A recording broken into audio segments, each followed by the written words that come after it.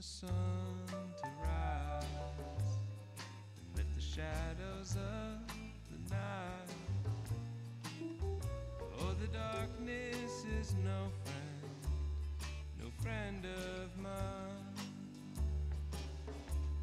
I'm waiting on the spring to move and undo all that winters do, turning death into life and old into new.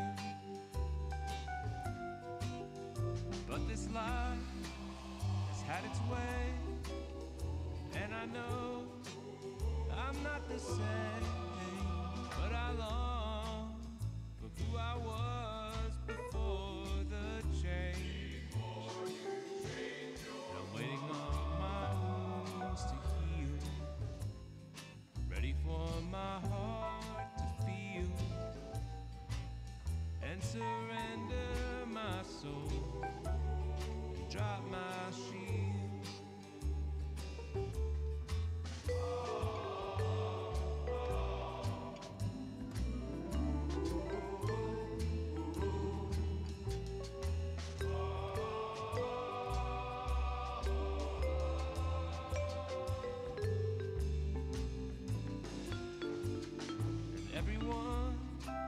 Has me convinced that there's no escaping this, and I better get used to it. But I'm waiting on the sun to rise, lift the shadows of the night. Oh, the darkness is no friend of mine. Oh, the darkness is no friend of mine. No friend.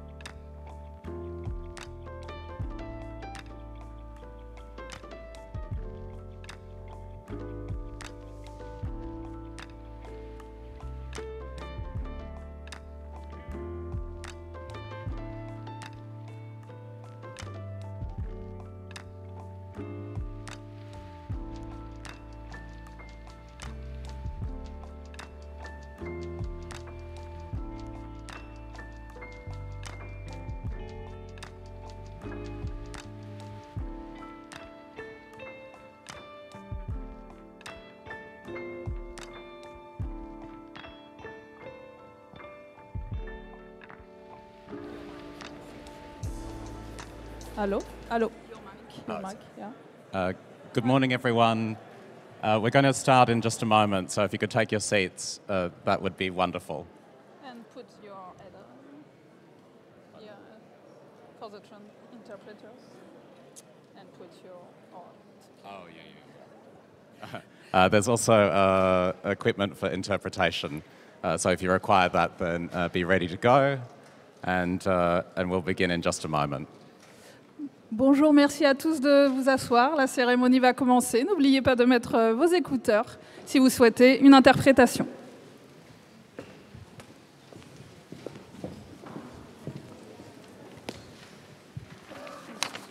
Excusez-moi, sorry. That's fine.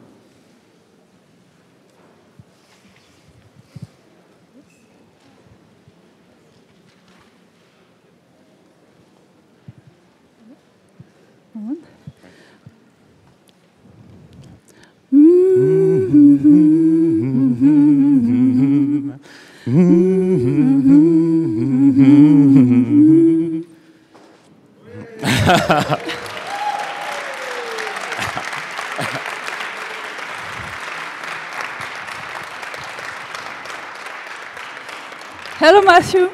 Bonjour, Ariane. Bonjour tout le monde. Tout le monde va bien? Je suis Ariane Grésillon, je suis la directrice adjointe de ECPM, Ensemble contre la peine de mort. C'est mon 4e congrès et je suis ravie aujourd'hui de présenter avec Matthew cette cérémonie. Merci, Ariane. I'm so glad that we're on this adventure together. Yes, my name's Matthew Goldberg. I'm the president of the World Coalition Against the Death Penalty, and I'm honored to participate in the final proceedings of the World Congress here in Berlin. The World Coalition is the peak representative body for anti-death penalty advocacy worldwide. We join with our partners, our staff, our colleagues, our friends and supporters in government and across civil society that have propelled us here. And we're thrilled to have jointly presented the World Congress with our trusted partners and one of our founding members, ECPM. We have certainly traversed a multifaceted terrain throughout the Congress. We have confronted legal and political challenges and opportunities. We've been grappling with questions of discrimination, realizing calls for transparency in these proceedings, and acting in order to reinforce the roles of national human rights institutions and our civil society champions. We have identified the pathway to prohibition of the death penalty as a norm of customary international law. We have such momentum as a consequence of these inquiries. And in coming together, we've brought about new methods of advocacy from the next generation of abolitionists.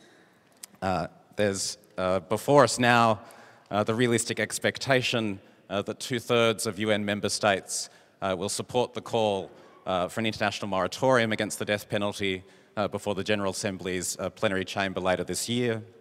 And we have acted in solidarity with those who oppose executions in Iran, in Myanmar, in Egypt, in Singapore, in China, in the United States, in Saudi Arabia. It's hardly an exhaustive list. All in service of our central organizing cause, the global end to the death penalty. Clearly, we have such a foundation then from which to build, and in a world in which the trend to abolition is now so pronounced, in which we have welcomed the Central African Republic, Equatorial Guinea, Sierra Leone, Papua New Guinea, all as abolitionist actors in the world, in which we reiterate that the death penalty cannot be reconciled with the full respect for the right to life, and that abolition of the death penalty is necessary for the enhancement of human dignity and the progressive development of human rights.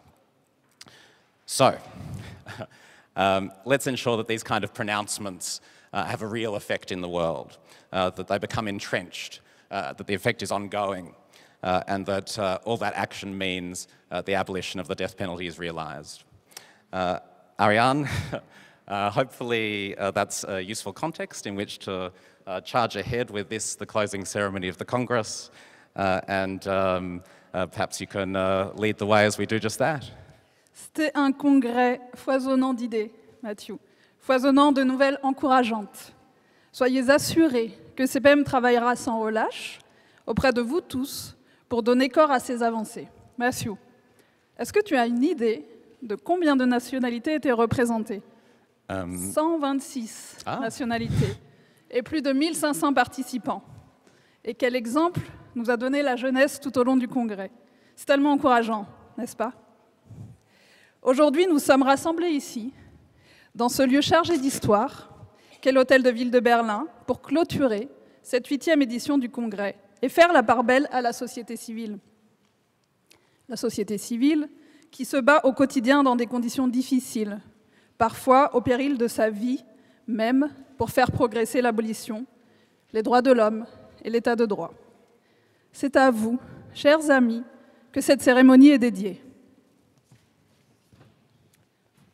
Pour la première fois, une remise de prix nous permettra de mettre en lumière l'engagement, le travail et les accomplissements des membres de la communauté abolitionniste qui font un travail exemplaire sur le terrain. Nous mettrons à l'honneur 5 activistes et organisations investis dans des domaines essentiels du combat abolitionniste. La défense, le plaidoyer, la recherche, l'innovation et la culture. Nous découvrirons aussi ensemble le lauréat ou la lauréate du Grand Prix Robert Badinter, qui a été désigné grâce à vos votes. Mais soyez toutes et tous convaincus que nous, ECPM et la Coalition mondiale, sommes fiers et reconnaissants du travail entrepris par chacune et chacun d'entre vous sur le terrain. Que vous ayez consacré votre vie à ce combat, que vous y apportiez juste votre petite pierre, que vous soyez de passage, que vous y lanciez corps et âme avec toute la fougue de votre jeunesse, chacun et chacune de vous fait progresser l'abolition. Your voice is her voice. J'ai maintenant le plaisir d'inviter sur la scène notre première intervenante, Dr. Lena Craig, Senator for Justice, Diversity and Anti-Discrimination of the State of Berlin. S'il vous plaît, merci de l'accueillir chaleureusement.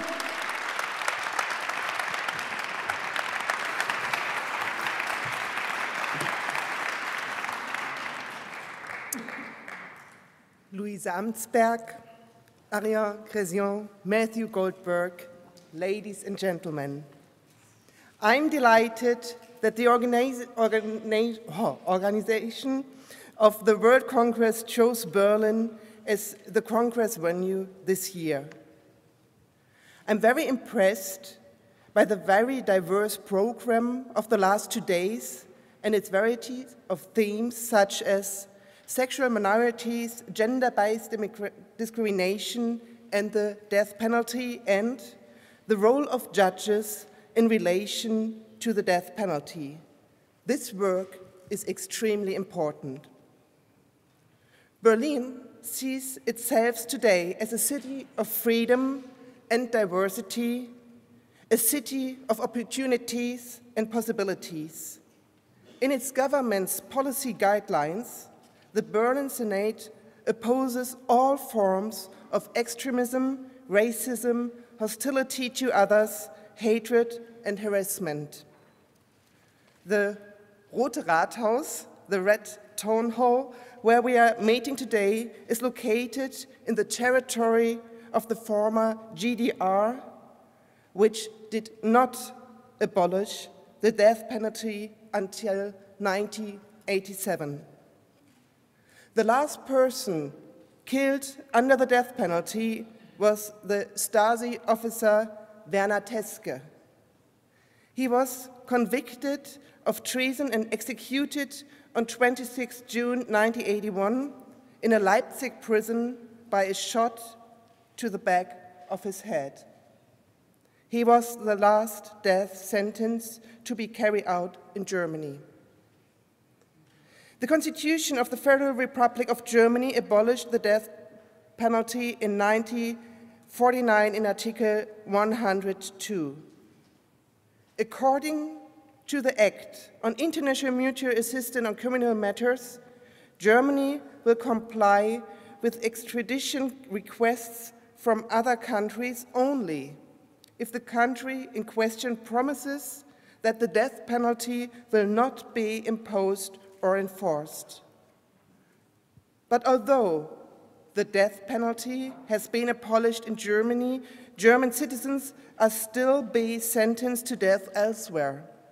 A 40-year-old German man was sentenced to death in Malaysia in 2013 for a drug smuggling, while a man from Bavaria received a death sentence in China in 2014 for a double murder. As a result, this issue can also affect citizens of countries without a death penalty. History shows how important it is to keep fighting to abolish the death penalty and how relevant the work of the commitment of the World Congress really are. I hope that more countries will persuaded to abolish the death penalty and that sometime soon the death penalty will be a thing of the past. But we all know right now it is a thing of the present. I want to highlight two vulnerable groups. Berlin is a city of women. The Berlin Senate has defined gender equality and the emancipation and self-determination of women as a task we want to address in every area of policymaking. According to Amnesty International, 16 women were executed in 2020, mostly for adultery, abortion, or immoral behavior. And again, according to Amnesty International, 24 women were executed in 2021. The countries were Egypt, Iran, Saudi Arabia, and the US. Berlin is a city of freedom, in particular for the LGBTIQ community. In many countries, people are still sentenced to death for engaging in homosexual acts. And some new developments are a reason for concern. The Sultanate of Brunei, for instance, tightened its criminal code in 2019. The punishment for sexual relation between men can now be death by stoning. And in current developments, the Iranian LGBTI activist Sarah Seri Hamanandi and another woman, Shubda, were sentenced to death just a few months ago by the Islamic Revolutionary Court for corruption on earth. The women's real or perceived sexual orientation and/or their gender identity, as well as their activities on social media in support of LGBTI communities, were the reasons for the sentence. Sarah Seri Hamanandi, in particular described as non-binary and trans, is known in Iran under the name Sarah as an LGBT activist. Political representatives and people all over the world should continue to fight against the death penalty, for sure, not only for women and LGBTI people. I'm very pleased that human rights activists are being honored today here at the Red Town Hall for their work to abolish the death penalty. Congratulations. I have to leave quite soon, so right now already, congratulations.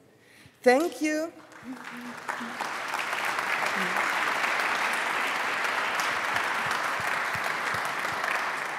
Thank you to everyone for taking a stand against the death penalty. I wish you and all of us success of this very, very important work. Thank you so much.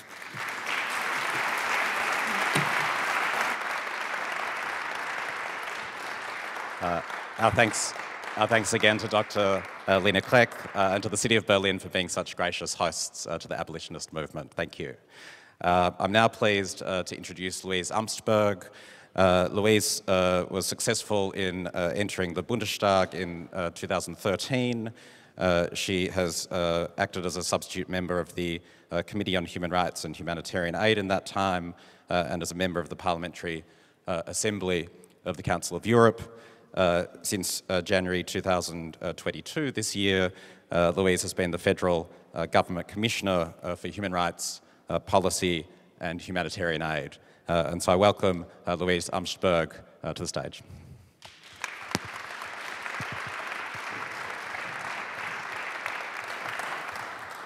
Bonjour et merci. Thank you, Matthew, and I would like also to thank you, the previous speaker, Senator Craig, for your words, and of course ECPM and the World Coalition Against the Death Penalty for organizing this 8th World Congress Against Death Penalty here in Berlin.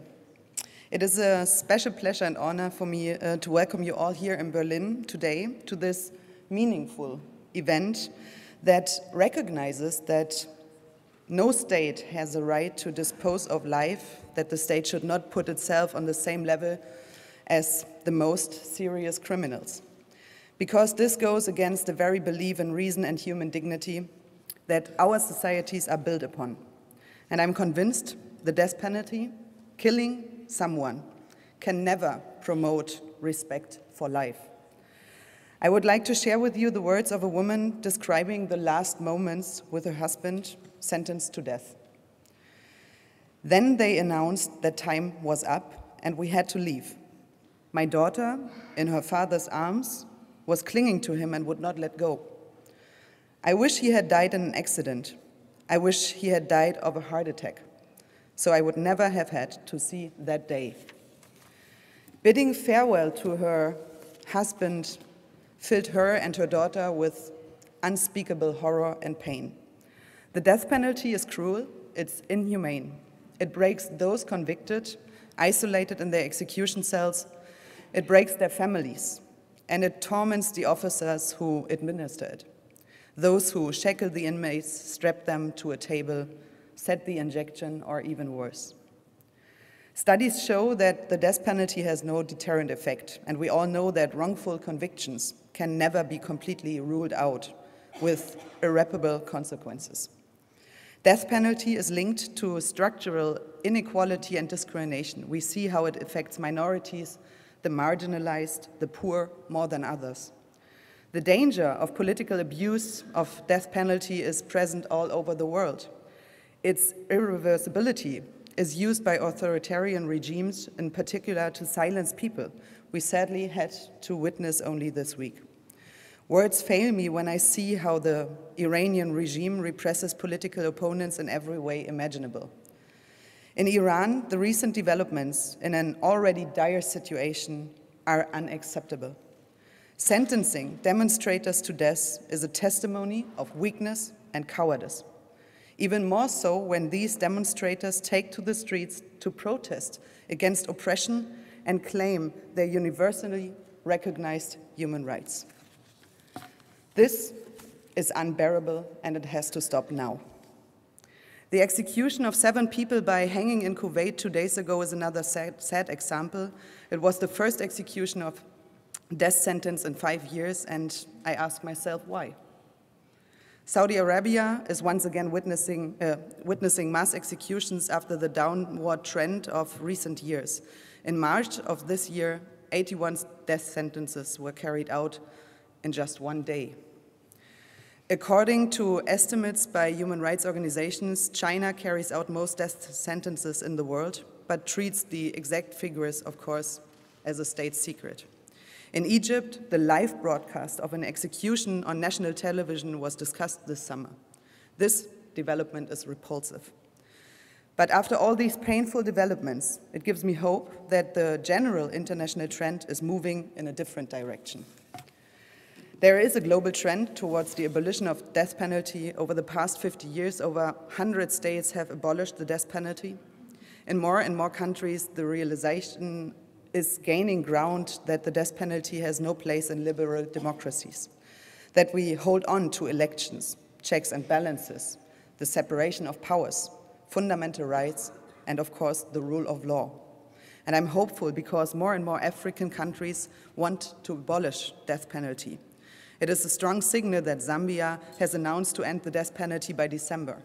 I traveled to Zambia this year at the beginning of August and had the opportunity to speak with Justice Minister Mulambo Haimbe, who I appreciate a lot. I would like to encourage other countries to follow Zambia's example and take steps in the right direction. This also applies to countries such as the US or Japan.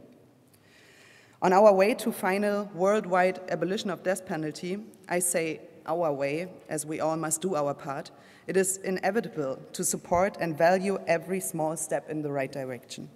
Not only final abolition, but also moratoria, the commutation of death sentences to imprisonment, and the de facto suspension of executions. These are right steps in the right directions that deserve our recognition. Every country limiting or finally ending death penalty needs and deserves our fullest support as a reliable and also committed partner, whether by sharing best practices in combating serious violent crimes and in the area of victims' protection. With this World Congress ending today, we have once again brought the importance of abolishing death penalty worldwide into the focus of public interest. The fact that so many different actors from so many different countries, we heard that before, have gathered here is a strong, very strong signal to the world public. This way, we are all making a contribution to rethinking the use of death penalty and taking steps towards its abolition. But this closing event today is about those who are the main reason we can celebrate success and progress, whose role in the fight against death penalty cannot be overstated. The countless human rights organizations and activists who create awareness to the cruelty and inhumanity of the death penalty, who provide detailed information to the global public about the death penalty and the countries still applying it, who carry out political and legal work and also provide support in individual cases. It is these organizations that repeatedly draw attention and denounce imminent executions in a way that attracts public attention. It is civil society that appeals to the consciousness of heads of states with signatures lists and letters. Lawyers representing people sentenced to death in court, artists and journalists making the cruelty of death penalty visible. NGOs bringing together members of parliament and giving legal advice. I would therefore like to express my special thanks and respect to all of them. I'm particularly pleased that in a moment a prize will be awarded, and to human rights activists and organizations that have distinguished themselves through their special commitment in the fight against death penalty. Their commitment makes the world a better place. Thank you very much.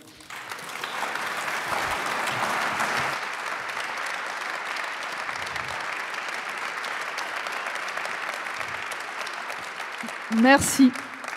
Merci beaucoup, Madame Amsberg.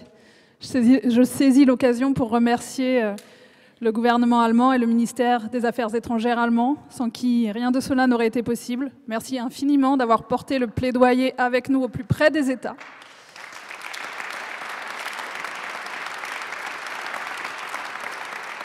Merci infiniment d'avoir fait votre possible pour faire venir le maximum de militantes et de militantes ici. Merci encore une fois.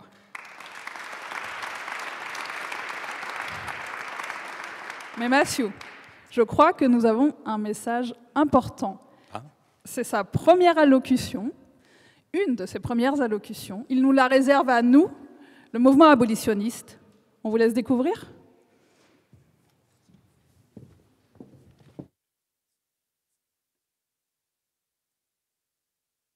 Distinguished participants, over the last few years, we have seen a growing number of states from across the world join the trend towards abolition of the death penalty. We have honored these expressions by states as acts of their own sovereignty and commitment to protect life and human dignity. We have also observed moves to resume the use of death penalty in some countries and its resurgence in others. And for the people facing this penalty, they frequently remain out of sight. I'd like to extend my support and acknowledgement to you and wider civil society for your unwavering commitment to defend their right to life and to dignity. You are the driving force behind the international abolitionist movement. You are acting in support of the inviolability of life and its inherent dignity. It's really great that you keep this issue alive on the public agenda and you continue to raise awareness about the reality of this inhuman punishment. We are facing difficult times. There are new challenges as well.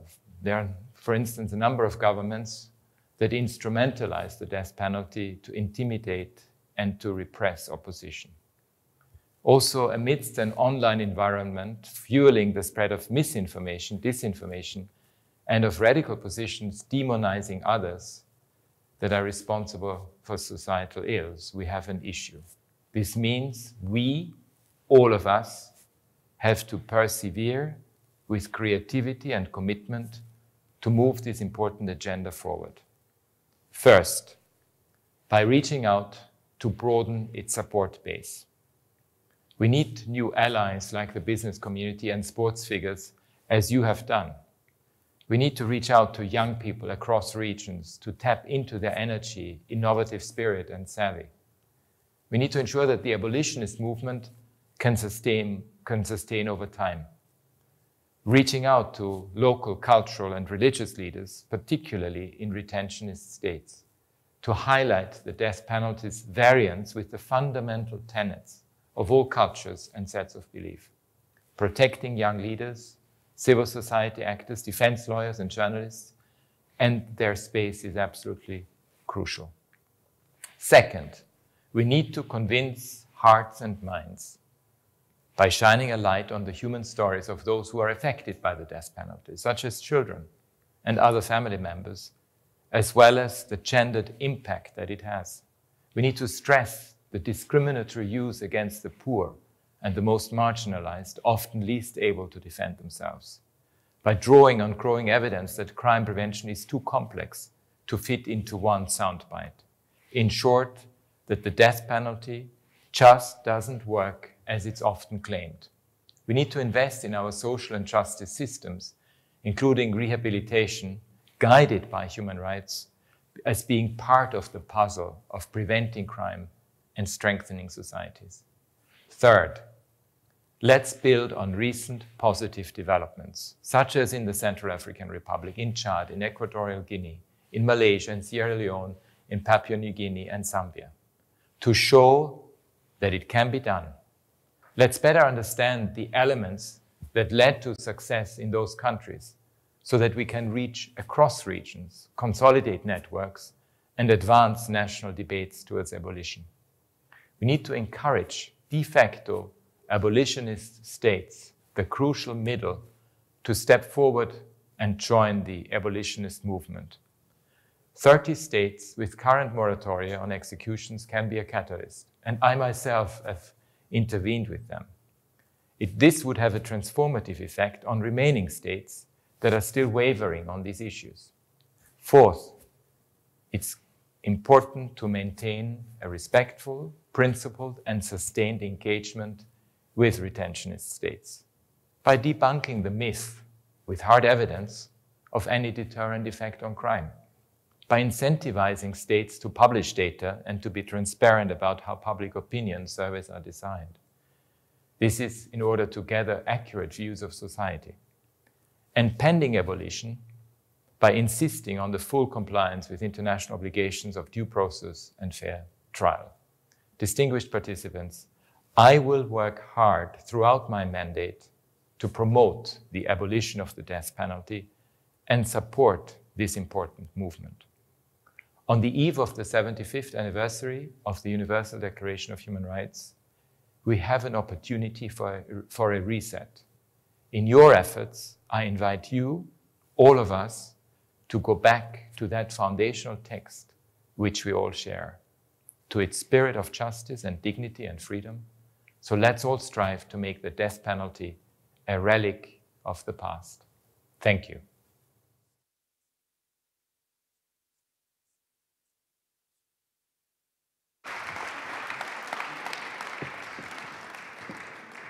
Our thanks to the newly appointed United Nations High Commissioner for Human Rights. You have our full support in the mission of the OHCHR.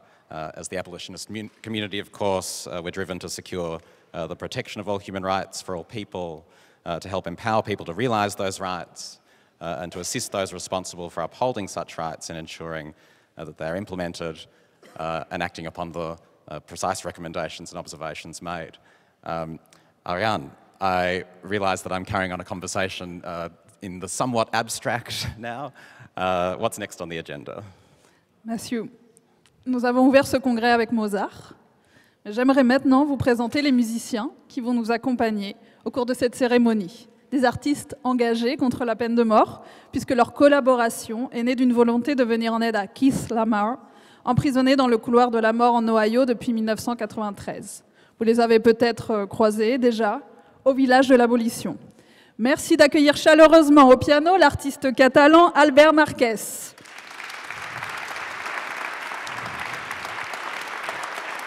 Au saxophone, Kazem De George. Et dans une vidéo enregistrée depuis le couloir de la mort, Keith Lamar, pour nous interpréter Tell 'em the Truth de leur album Freedom First. Merci.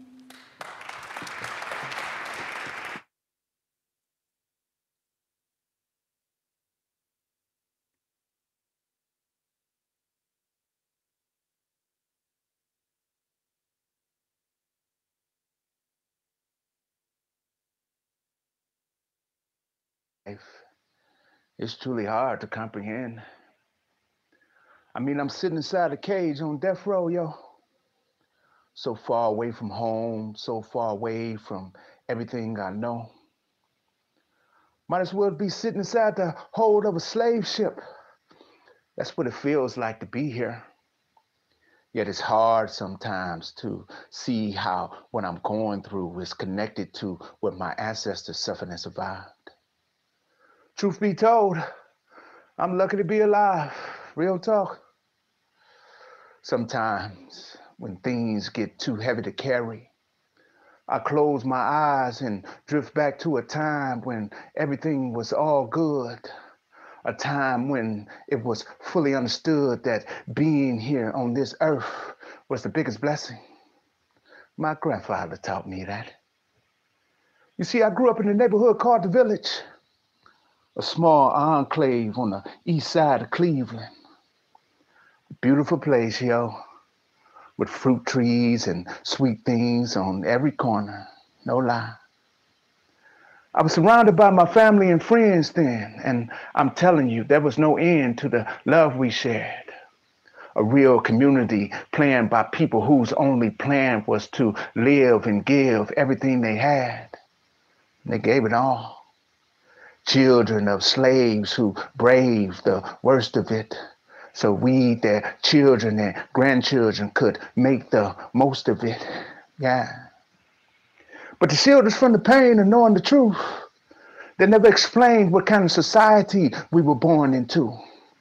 They didn't tell us about all the tricks and traps that were designed to re-enslave, or about the hate that could deliver us to an early grave. They wanted us to be free. They wanted us not to see all the ugliness around us. So a lot of us got caught up in the darkness and lost the light that was meant to guide us through. Gotta tell the children the truth. Tell them that it's not what they say, but what they do. Tell them the real about reality, that life isn't meant to be fair, that it's meant to be lived. Tell the children the truth. Yeah. Tell the children the truth.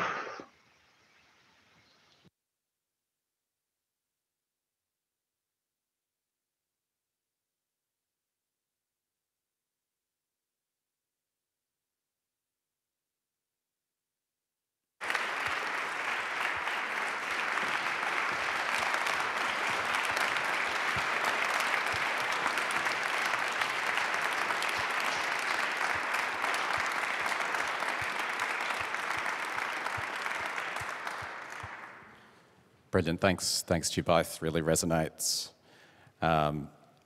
Also serves as a bridge to our next project of the day, to amplify the work of those within our abolitionist community as we begin the awards ceremony. Of course, this process may be regarded as an expression of the courage, value, purpose and commitment that we all make as a consequence of our collective actions to drive forward the anti-death penalty movement as a whole. The first category is advocacy, and necessarily concerns crucial initiatives pursued by civil society organisations, those who will change the public narrative and bring about the abolition of the death penalty. So Ariane, the award category advocacy. Pour remettre ce prix, j'appelle Monsieur Georges Naxeux Ngefang, représentant permanent de l'OIF auprès des Nations Unies à Genève et à Vienne. S'il vous plaît, la francophonie est engagée de longue date en faveur de l'abolition. Réservez-lui un très chaleureux accueil.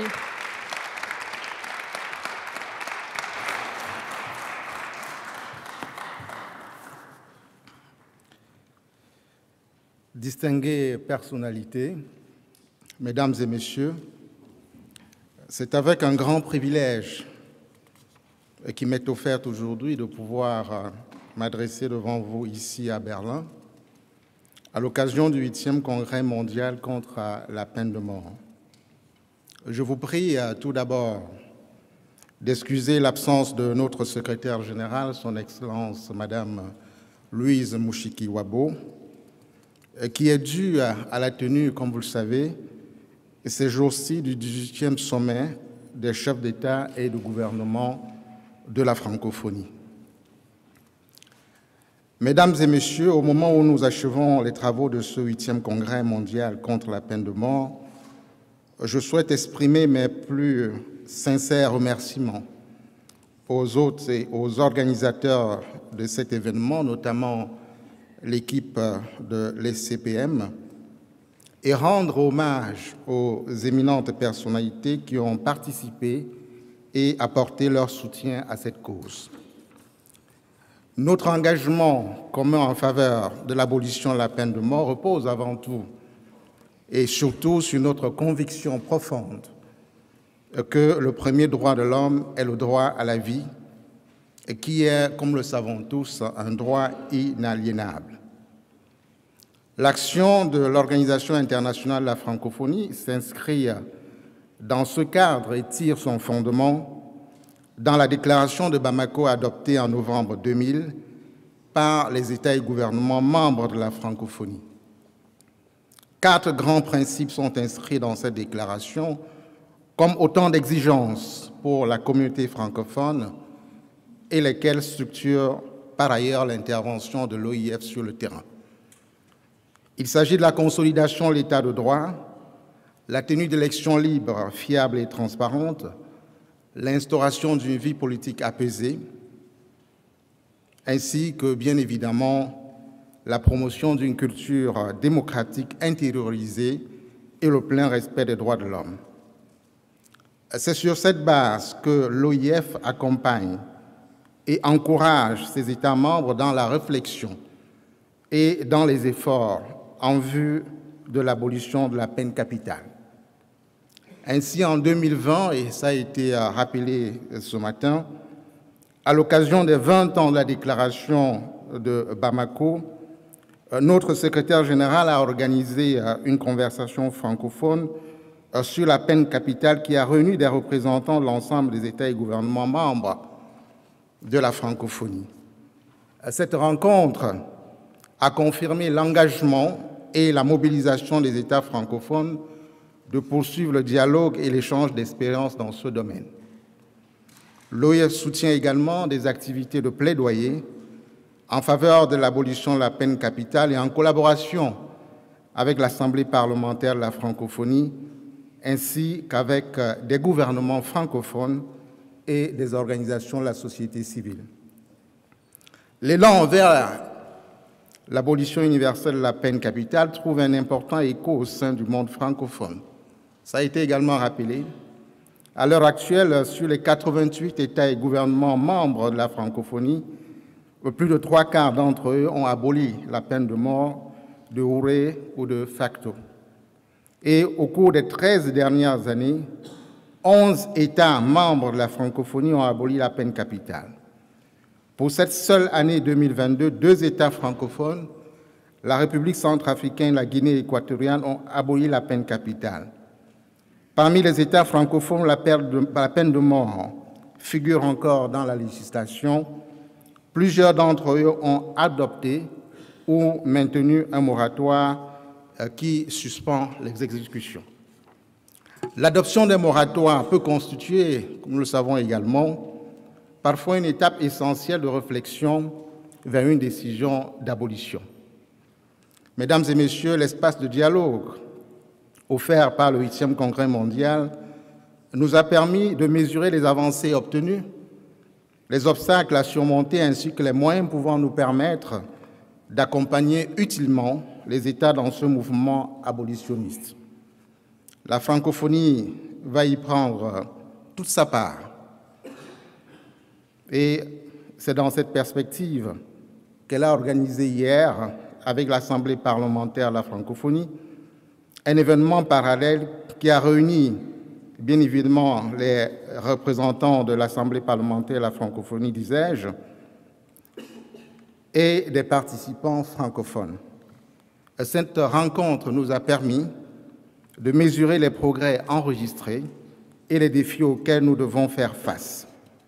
Nous suivrons donc avec attention les recommandations et les conclusions issues de vos travaux et soyez assurés que la francophonie continuera de se mobiliser dans ce domaine au travers des échanges avec les dirigeants de nos États et gouvernements membres et du travail mené dans ce cadre par notre direction des affaires politiques et de la gouvernance démocratique. Je vous remercie de votre attention.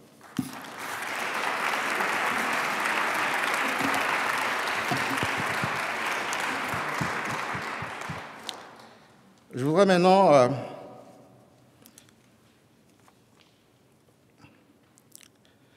au sujet du prix et du plaidoyer du 8e Congrès mondial contre la peine de mort, souligner qu'il est décerné à la carte de la République centrafricaine.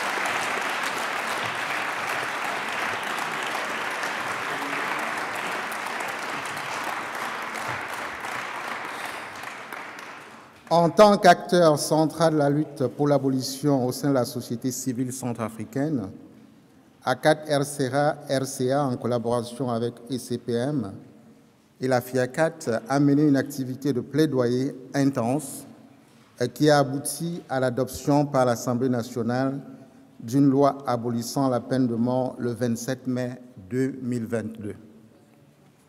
Et pour recevoir ce prix, nous avons bien évidemment ici Maître Guy Dangavo, président de l'ACAT, République centrafricaine, Monsieur Hyacinthe Yaondo, secrétaire général de l'ACAT de la République centrafricaine, et Maître Bruno Biegba, coordinateur du plaidoyer de la CAT de la République centrafricaine. Avec toutes nos félicitations. Je vous en prie, si vous voulez dire félicitations à vous, on est très, très, très fiers de vous. Si vous voulez dire un petit mot au pupitre. Merci. Auguste Assemblée des abolitionnistes de la peine de mort, je remercie du haut de cette tribune les organisateurs de ce 8e congrès, de nous avoir permis de prendre part à ce congrès. Si la RCA est honorée ce jour par le prix de meilleur plaidoyer, cela nous le devons d'abord à nos autorités. Le président de la République, qui, dans son discours d'investiture de son second mandat, avait pris l'engagement solennel de l'abolition de la peine de mort, ce qui s'est concrétisé par le vote de l'abolition au mois de mai, comme l'a rappelé ici tout à l'heure. Mes remerciements vont aussi à l'endroit du président de l'Assemblée nationale et des autres autorités de notre pays, sans lesquels l'abolition de la peine de mort serait un vain mot. Je ne saurais oublier l'appui inlassable de nos partenaires, en l'occurrence la FIACAT et Ensemble contre la peine de mort, qui nous ont donné donc un appui très nécessaire. Recevez ici nos sincères remerciements.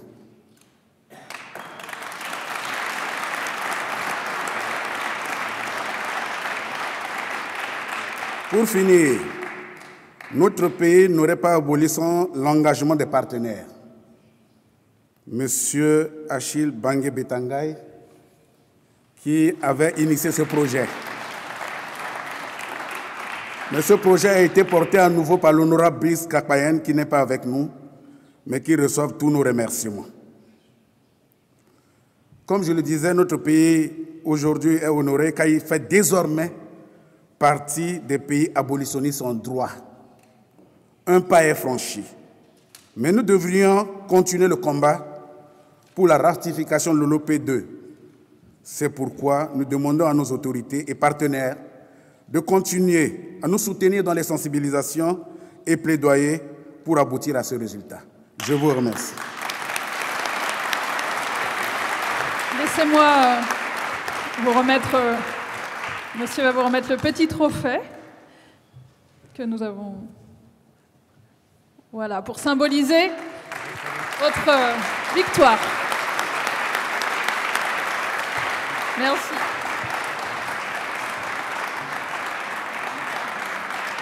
Merci beaucoup, merci à vous.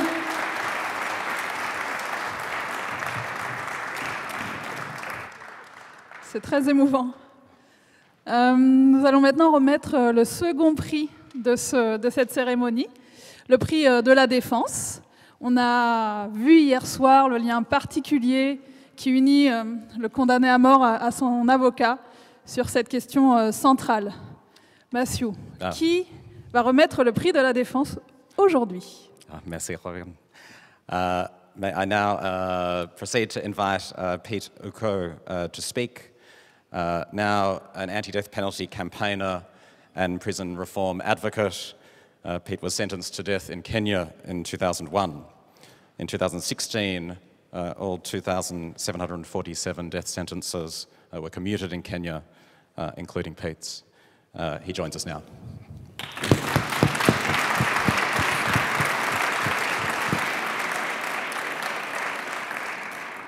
Thank you all, and thank you. It's a great honor. Berlin is not just any city. Berlin is a historic city. And the biggest history we remember about Berlin is the breaking down of the wall. We all know what that meant to the world. And I just want to thank ECPM and all the organizers and the supporters behind this 8th World Congress. I want to thank you all from the bottom of my heart on behalf of all the Kenyan delegation, on behalf of all the death row inmates in Kenya and in East Africa. Present, past, no future. I just want to thank you for choosing this city and for the German government for giving us the opportunity to be here. Just like we celebrated the fall of the Berlin Wall, I believe by the time we go to the next Congress, we'll say history was made in Berlin, and most countries will have abolished the death penalty.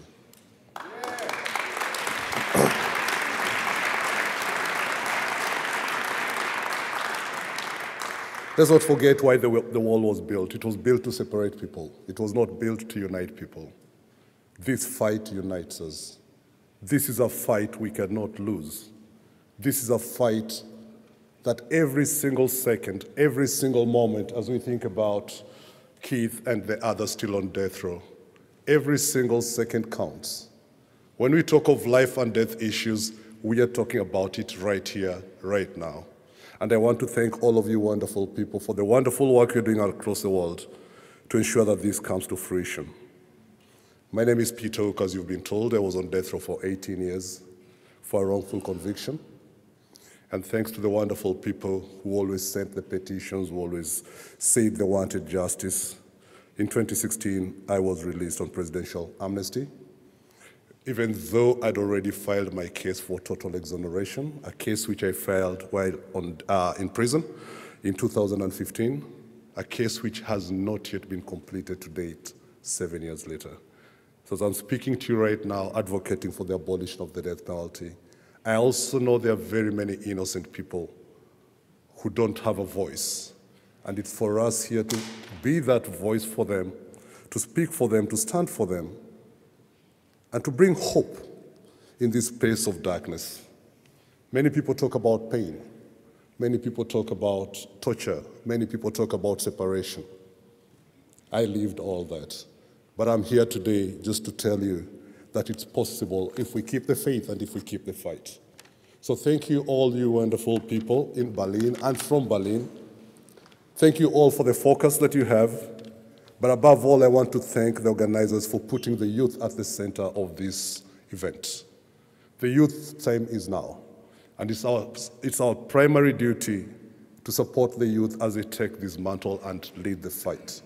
They have the tools, they have the energy, they have the resilience, they have the capacity, they have the knowledge, and above all, they have the passion.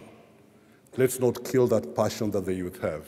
In whichever way, through our governments, through our NGOs, through whichever way we can, let's support these wonderful young people who've decided to put their lives at the forefront in the fight for the abolition of the death penalty. You can count on my support, you can count on our support, and I can tell you one thing, this war has to be won. We have no chances about it.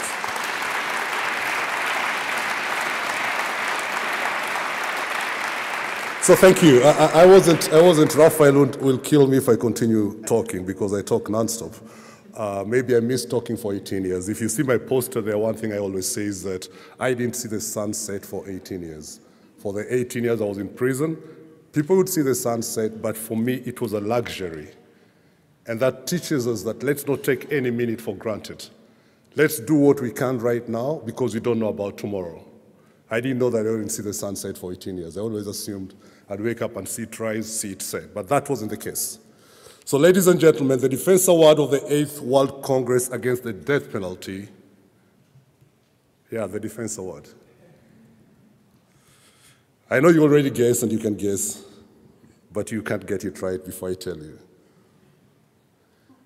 The Defense Award of the 8th World Congress Against the Death Penalty goes to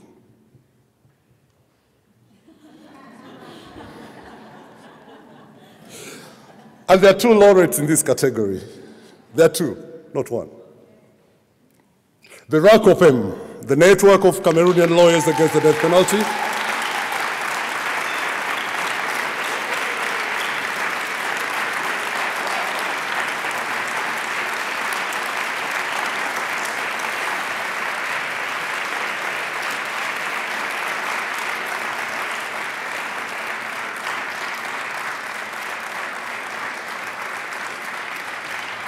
ladies and gentlemen, as we applaud them, we always know two is better than one, and I said there were two. So I only mentioned one and you've gone overboard. Ladies and gentlemen, Justice Project Pakistan.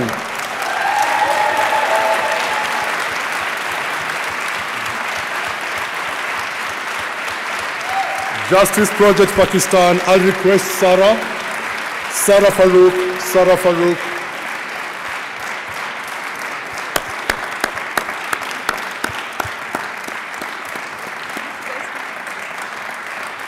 Thank you, Sana.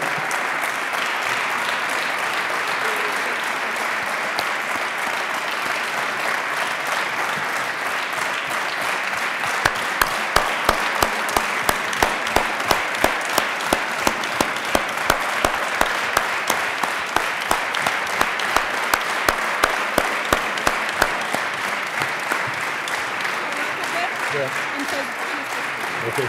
Thank you.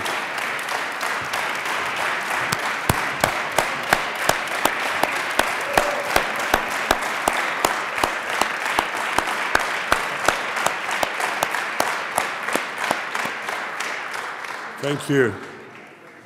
Thank you. The RACOPEM members, I know it's emotional, it's deep.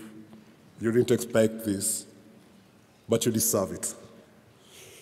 The RACOPEM members have represented clients in some of the most difficult and controversial capital cases in their country, including defendants sentenced to death under the anti-terrorism law adopted amid Boko Haram attacks. Justice Project Pakistan, and Sarah, who could have been here as well, who's a barrister and founder and executive director of the Justice Project. She's apparently not feeling well, so we keep praying for her full, complete recovery. Justice Project Pakistan is a non-legal, non-profit organization fighting against the death penalty by granting representation to the defendants and by setting legal precedents. Ladies and gentlemen, from RACOPEM, please welcome Mater Nesta Tokomonkam. Let's just give her a hand of applause. Just come this side. And then, no, yeah, and then we have Mater Karine,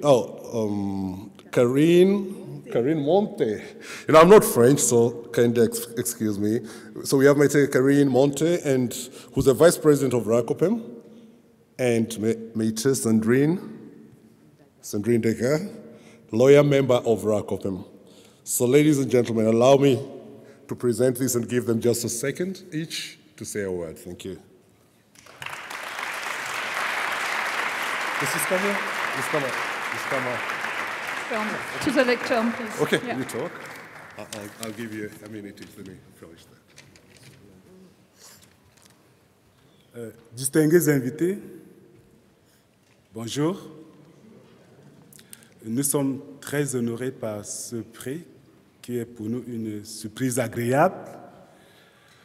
Nous voulons remercier ici ECPM pour le soutien qu'il nous apporte dans notre combat. Le Centre Corneille pour l'appui qu'il n'a cessé de nous offrir dans le cadre de la défense des personnes passibles de la peine de mort. Nous pensons qu'il est de la responsabilité des avocats de contribuer à l'abolition de la peine de mort. Et c'est animé de cette conviction profonde que nous avons créé le RACOPEM dans un environnement où la peine de mort sévissait encore au Cameroun. Sandrine?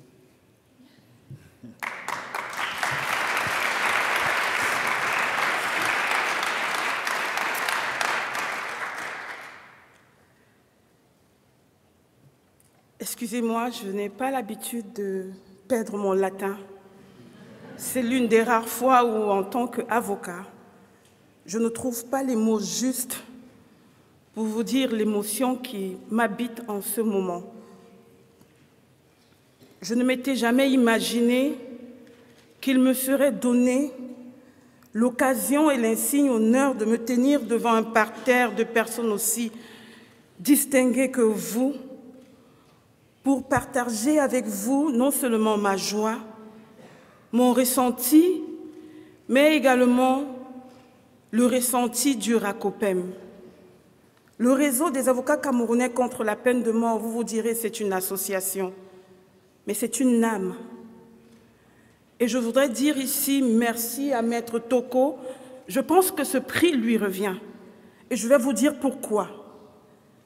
Jeune avocat, je rentre au Cameroun et Maître Toko m'approche, il me dit « Est-ce que tu crois en l'abolition de la peine de mort?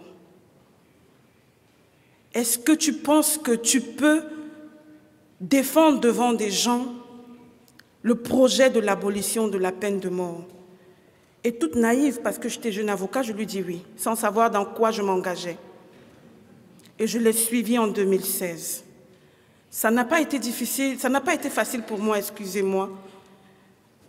Comme Maître Toko, j'ai fait l'objet de plusieurs menaces. morale, physique, mentale. J'ai été traitée de tous les noms. Mais à chaque fois, il m'a dit, ne perds pas espoir parce que tu es l'espoir de ces personnes.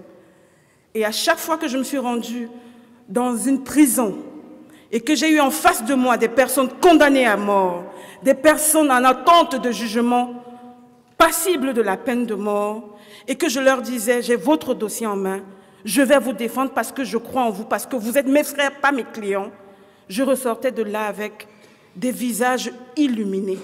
Et c'est ça mon leitmotiv.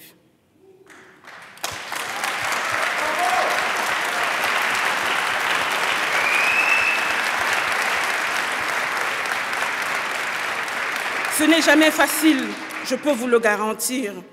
Hier, je vous disais, c'est vrai les parlementaires, c'est vrai les hommes politiques, mais la cheville ouvrière, ce sont ces personnes insignifiantes que nous sommes, ces personnes dans l'ombre qui œuvront chaque jour, je vous le dis. Je suis parfois réveillée à 2 h du matin par des personnes qui veulent juste parler, qui croient en moi. Et je puis vous dire qu'à chaque fois que j'ai une décision d'acquittement, quand j'ai une décision qui vient changer une décision, un jugement de condamnation à mort, c'est plus qu'un accomplissement pour moi. Maître Karine Monté ici, Maître Toko et moi, nous dépensons de nos propres poches pour allier Yaoundé à Maroua. C'est des distances que vous ne pouvez pas imaginer. Nous bravons tout pour aller défendre ces personnes. Il m'est même arrivé de défendre des personnes non camerounaises et de plaider avec hargne, avec passion, avec engouement et de rallier à la cause. Ces magistrats qui, au départ, étaient réticents. Parce que je puis vous dire que j'ai été insultée dans un tribunal militaire à Maroua par des magistrats qui m'ont dit que je ne ferais jamais d'enfant. Et à ce jour, je ne suis pas mère. C'est très mal. Ça blesse.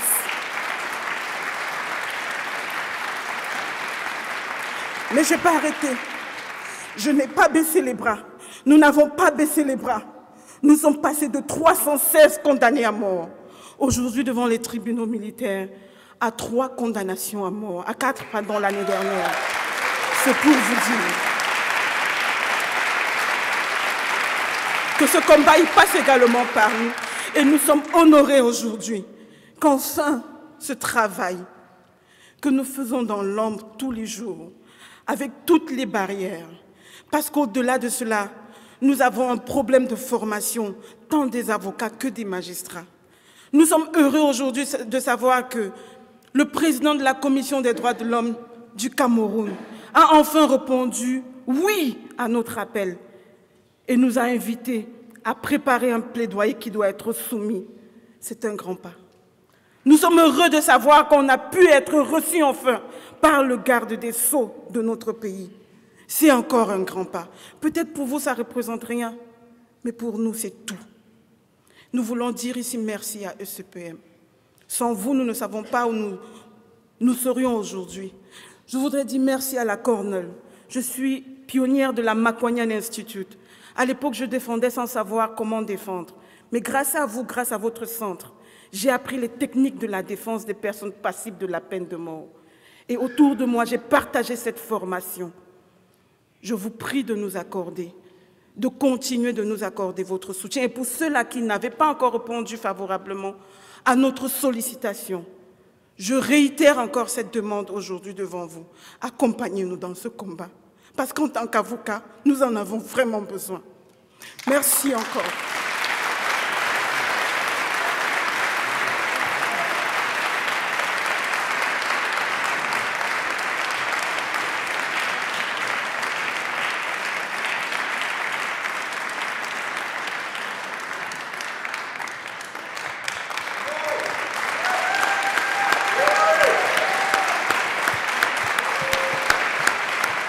Thank you, thank you, thank you. Congratulations, Rakopem, and thanks so much for the great work you're doing. And as we all know and as we all agree, ECPM and the world movement against the death penalty advocates for intergenerational, cross-cultural. We have to work together. We need to support each other. That's why it's called Together Against the Death Penalty. So I believe that we are going to continue working with our sisters and brothers in Cameroon, in Lebanon, in all the other countries that are still retentionist. I totally believe we have the time and we have the energy leaving Berlin with that. Allow me now to welcome Sarah Farouk from Pakistan Justice Project, just to give her 1 minute or 30 seconds.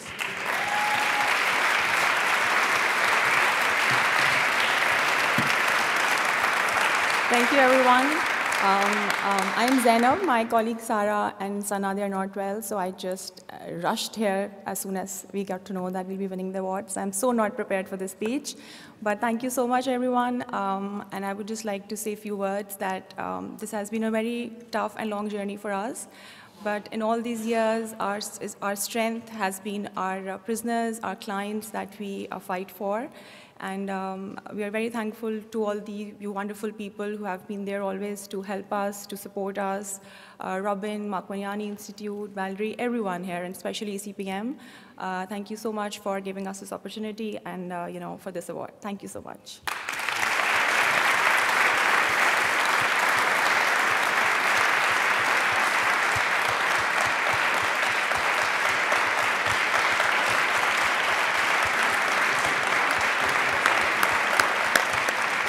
Thank you. Thank you. Thank you. Thank you, Pete. You were perfect. Merci beaucoup, Pete. Merci à tous. Matthew. Ariane. C'était déjà très émouvant, mais je crois que nous arrivons à un moment très spécial de la cérémonie. We have indeed. We're now at a moment in the proceedings in which we celebrate the lives of advocates in the abolitionist movement, those who have passed away, who have forged a legacy in pursuit of the protection and advancement of human rights. In order to do that, we're grateful to be joined again by Albert Marquez and Kazem De George, who will play John Coltrane's piece, Alabama, understood to have been written in response to the 1963 bombing of the 16th St. Baptist Church in Birmingham, Alabama.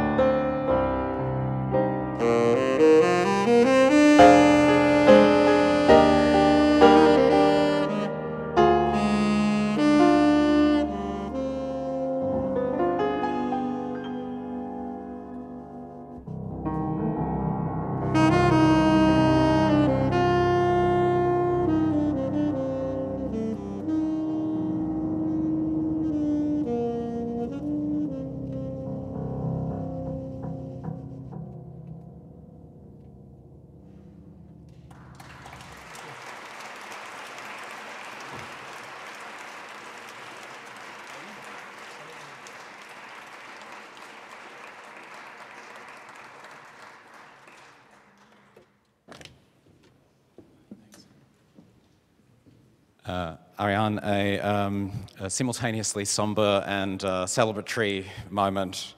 Now we're going to describe in some more detail the stories of a few people in particular as a representation of the full group that we've recognized. May you take the floor. Merci Mathieu. Bien sûr, on pense à tout le monde, mais on voulait une petite pensée particulière, tout d'abord pour Sir Roger Hood, qui était vraiment pas seulement engagé contre la peine de mort, il a été un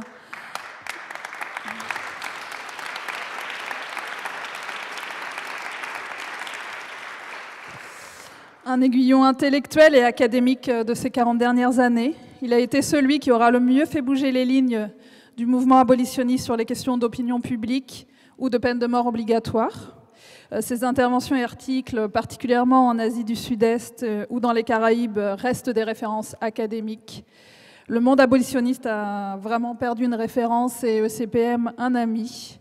Roger Hood avait notamment participé au conseil scientifique du Congrès mondial de Madrid et avait étroitement travaillé avec nous pour l'abolition de la peine de mort obligatoire en Malaisie. Je crois que Mathieu, tu voulais aussi lui dire un tout petit mot personnel. Merci, Ariane. Yes, maybe just in addition, in recognition of others present too, we might note that we'll continue to draw much inspiration from Roger's work and his belief that criminology should not only be an academic discipline, but also a resource to be deployed in the struggle for both legal and social justice. May I now also recognise Bill Pelkey. Bill represented the World Coalition Steering Committee on behalf of the organisation Journey of Hope.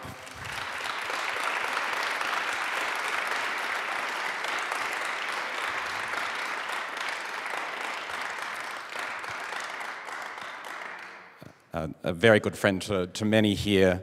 The organisation from a Journey of Hope from Violence to Healing comprised the families of murder victims and families of people sentenced to death in the United States. As we know, and was made abundantly and persistently clear, Bill believed that through love and compassion, everyone could, in fact, make the world a far, far better place.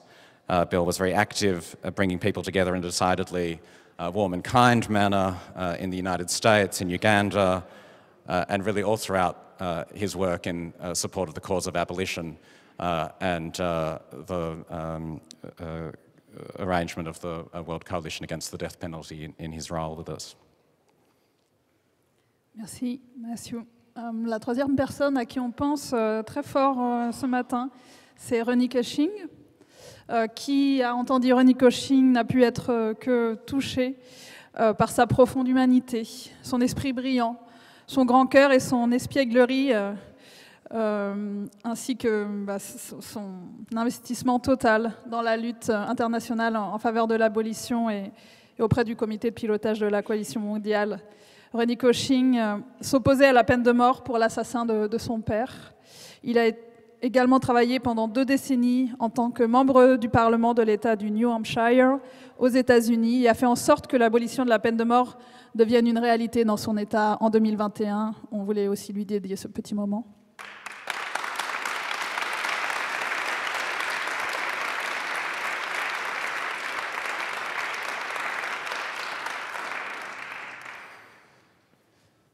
Thank you, Ariane, for this opportunity on behalf of all those within the World Coalition and beyond.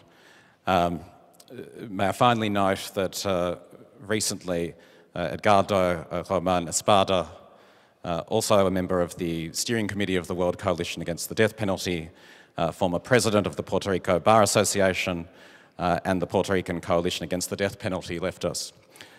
He played a critical role when federal death sentences were handed down in abolitionist Puerto Rico and has been a friendly and joyful figure in the movement. The Puerto Rico Bar Association and the Puerto Rican Coalition Against the Death Penalty are very prominently represented here in Berlin, and I'm sure that they will sustain the abolitionist project in his memory.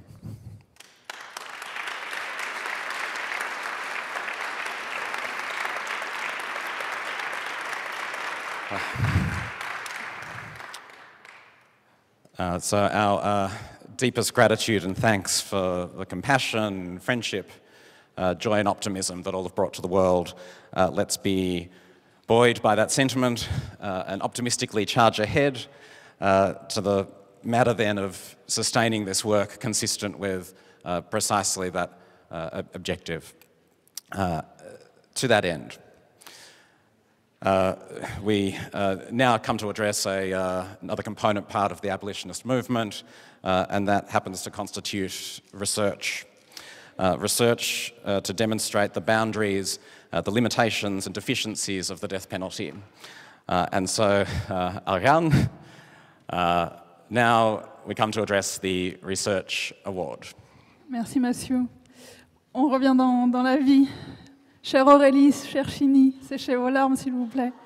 On a le plaisir d'accueillir maintenant Nouza Scali, ancienne ministre du Développement social, de la Famille et de la Solidarité au Maroc, fondatrice et coordinatrice du réseau parlementaire marocain contre la peine de mort. Merci. Merci.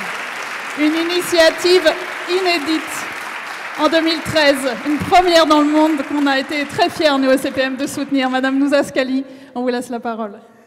Merci beaucoup, chère Ariane. Merci, Mathieu. Honorable Assemblée, je suis vraiment très honorée et très émue de prendre la parole dans ce monument historique, un des symboles de la belle ville de Berlin, l'historique ville de Berlin. Je voudrais m'adresser à vous, personnes formidables que vous êtes, militants et militantes pour l'abolition de la peine de mort, venus de 126 pays du monde. Toutes mes salutations à l'occasion de la clôture de ce magnifique 8e congrès, et je tiens particulièrement à féliciter et à remercier chaleureusement l'ensemble des organisateurs et organisatrices pour l'excellente organisation et pour la réussite entière de ce 8e congrès mondial. Je tiens tout particulièrement à féliciter toute l'équipe de ECPM et particulièrement sa présidente Aminata Niakate et son directeur général Raphaël Chenouille-Azan. Au nom des parlementaires contre la peine de mort au Maroc et au nom de la formidable délégation de militantes et militants du Maroc, une délégation de 50 personnes représentant tout un mouvement droit de l'homiste et abolitionniste organisé en coalition d'associations de la société civile, en réseau d'avocats, de journalistes, d'enseignants et enseignantes, d'entrepreneurs et entrepreneuses, avec des initiatives de la part des artistes marocains et également de parlementaires contre la peine de mort. Nous luttons avec détermination depuis de nombreuses années. Nous sommes dans différentes organisations, mais nous sommes unis comme les doigts de la main pour une cause, une grande cause, la cause abolitionniste, avec l'appui constant de ECPM, qui constitue réellement notre grande famille mondiale d'abolitionnistes qui rêvons d'un monde sans peine de mort. Bravo à tous et à toutes pour cette formidable mobilisation contre la peine de mort, cette tueuse invisible qui tue dans les ténèbres des couloirs de la mort, qui tue silencieusement et qui exerce un crime exercé par les États au nom de la loi, malgré le fait que le droit à la vie est un des droits humains fondamentaux. Un crime parfois commis au nom de la religion, alors que la sacralité de la vie est reconnue dans toutes les cultures et toutes les religions humaines, et que le Saint-Coran, qui est la religion majoritaire dans notre pays, l'islam, la qualifie d'une certaine façon de crime contre l'humanité, en affirmant qu'enlever la vie à une personne, c'est comme tuer l'humanité tout entière. Oui, la peine de mort est un crime contre la dignité humaine. Oui, la peine de mort est une peine atroce, inhumaine et cruelle. Oui, il s'agit d'une forme de torture extrême, une torture physique et morale qui porte atteinte à la vie d'une personne, mais qui détruit la vie de toute une famille et constitue une souffrance et un traumatisme pour tout son entourage, y compris pour ses avocats, ses magistrats, ses jurés et tous ceux et celles qui assistent impuissants à ce crime qui est commis au nom de toute la société. J'ai le grand honneur de remettre aujourd'hui un prix aux lauréats, le prix de la recherche sur la peine de mort, une recherche qui est essentielle pour nourrir les idées forces du plaidoyer abolitionniste universel, des recherches quantitatives et qualitatives sur les erreurs judiciaires qui sont impossibles à éviter car la justice est rendue par des gens faillibles, comme l'a affirmé Robert Badinter, président d'honneur de ECPM. Que la peine de mort frappe surtout les pauvres et les marginalisés, et donc c'est une sanction discriminatoire, comme nous l'avons vu avec beaucoup de douleur hier à travers le cas de Melissa, au Texas, condamnée à mort, une femme pauvre, une femme qui a subi le mariage des mineurs, qui a été mariée à 16 ans, une femme qui a été objet de violences sexuelles et une femme qui finalement est condamnée à mort à cause de l'insouciance de ceux qui la condamnent à mort pour des raisons politiques et pour des raisons de carriéristes. Également, démontrer que la peine de mort n'a aucun effet dissuasif et ne fait nullement reculer la criminalité, puisque la plupart des pays les plus sûrs au monde sont des pays qui ont aboli la peine de mort. Également, faire des recherches sur la situation déplorable des condamnés à mort dans les couloirs de la mort, leur souffrance et celle de leur famille. La recherche sur la peine de mort contribuera d'une façon certaine à outiller le mouvement abolitionniste mondial et à renforcer son plaidoyer et à enrichir le débat et à accélérer la roue de l'histoire pour bannir à jamais cette peine inhumaine et barbare des législations et des pratiques de l'ensemble des pays du monde. Également, faire des recherches sur la philosophie de la justice et la peine de mort, la modernisation de la justice pour permettre la réhabilitation des condamnés. Alors, j'ai l'honneur et le plaisir d'annoncer que le prix de la recherche de ce 8e Congrès mondial contre la peine de mort est décerné à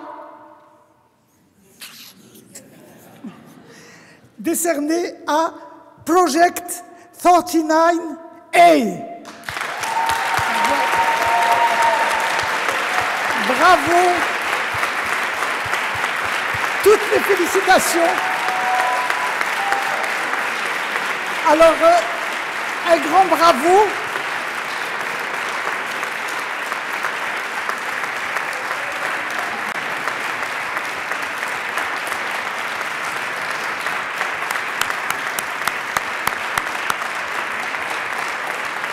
Bravo. Bravo.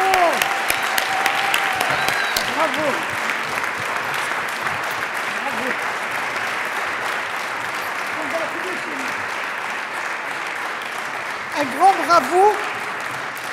Un grand bravo à ce projet qui est né à New Delhi, à l'Université nationale de droit. Ce programme a et continue d'alimenter le débat sur des sujets tels que la torture, la santé mentale en prison, mais aussi la peine de mort. Ainsi, Project 39A est un acteur clé dans la réforme du système de la justice pénale. Et pour recevoir ce prix, j'appelle Madame Maiteri, j'espère que je n'ai pas transformé le nom, Maiteri Misra, qui est directrice des équipes de santé mentale de la justice pénale et contre la peine de mort. Tous nos applaudissements.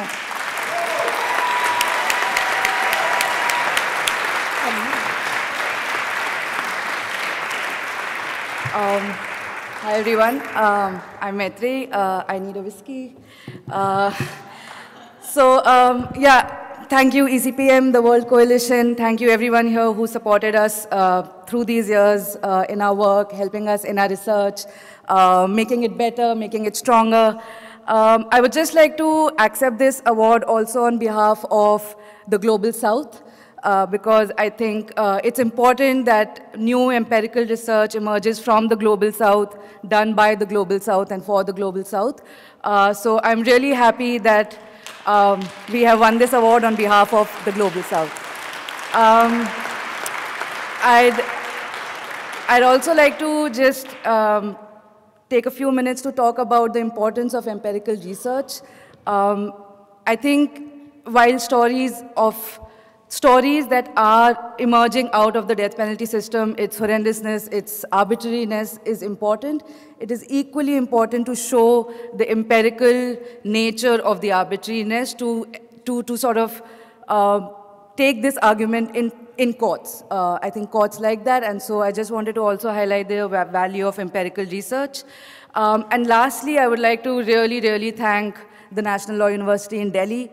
It's not easy to do empirical research or doctrinal research in India, and it's because of the university and their absolute support, unabashed support to us, that we've been able to do this research and the work that we do. So I would just like to thank them as well.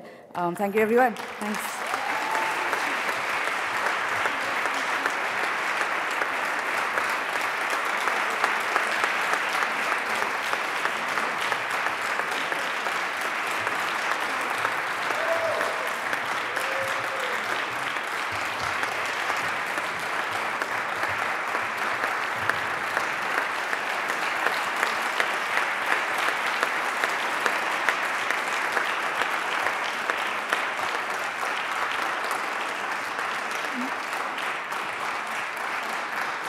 Merci. Merci beaucoup, merci Nouza. Le 4e prix que nous remettons aujourd'hui est le prix de l'innovation et de la culture. Qu'est-ce que serait l'homme sans la culture? La culture au service des droits humains, au service de notre humanité. Qui aura l'honneur de remettre ce prix, Mathieu? Yes, it will be, in fact, our great friend, Lin Xinyi, Executive Director of the Taiwan Alliance to End the Death Penalty, to speak and deal with the awards.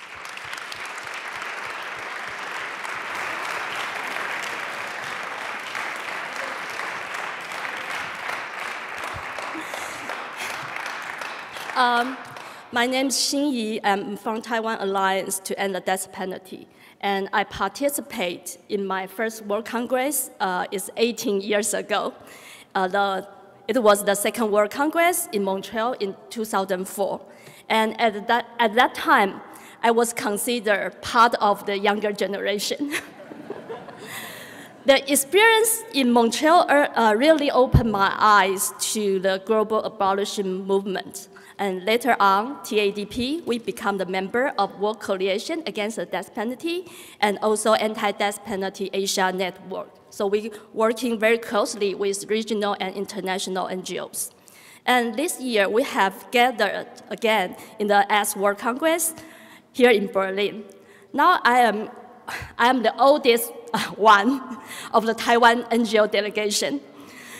At the Congress, we have been consistently reminded how important it is for new participants and the younger generation to be involved in the movement. I'm glad to see what a good job my younger colleagues, they are over there, have done. And they are much better than I was 18 years ago.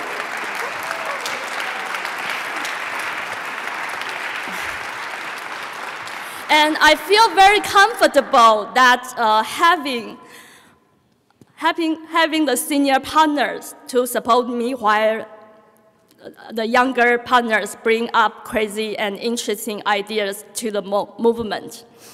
I would say no one is too young or too old to do something for the abolition of the capital punishment. And the World Congress is a great platform where people from different countries can be encouraged and get engaged with the global abolition movement. I want to express my deep gratitude to ECPM, to Raphael, to all your team for starting this gathering and continuing to organize them. They have been so meaningful to so many hardworking activities around the world who can use all their support they can get. I have found that every time I attend, I learn something new from all of you. And there are always a lot of innovative ideas I can bring back home and apply to our fight against the death penalty in Taiwan. And the World Congress is also a place to bring hope. 3 years ago, in the 7th World Congress in Brussels, I'm sure someone remember that, we brought 3 posters with faces of innocent death row prisoners who were under detention in Taiwan. And we asked people to sign petition to support them. And this year, one of the 3 is here, 谢志宏.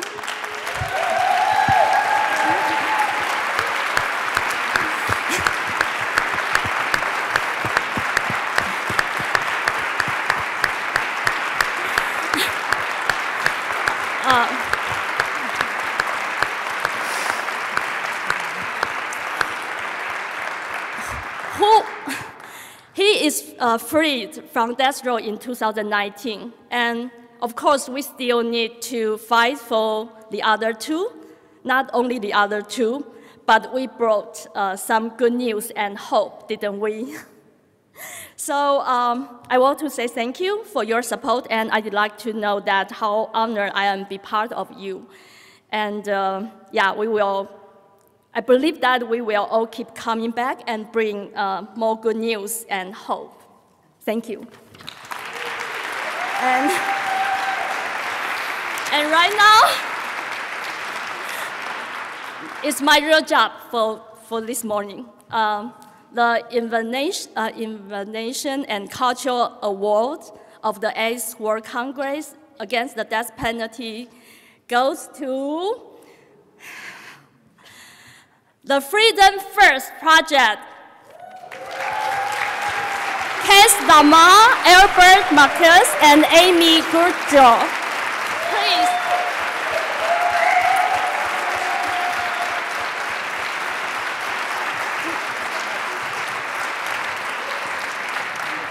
Yeah. And Albert Marcus is a pianist and initiator of the Freedom First Project, and Mrs. Amy, she is the Justice for Case campaign manager. And unfortunately, Kes Lama is unable to be on stage today, but we all know that World Congress brings hope. So I hope someday, no, I know someday we will bring him to the stage. So,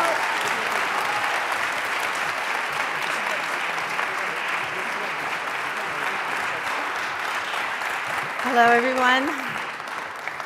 It's such a huge privilege to be a part of the 8th World Congress.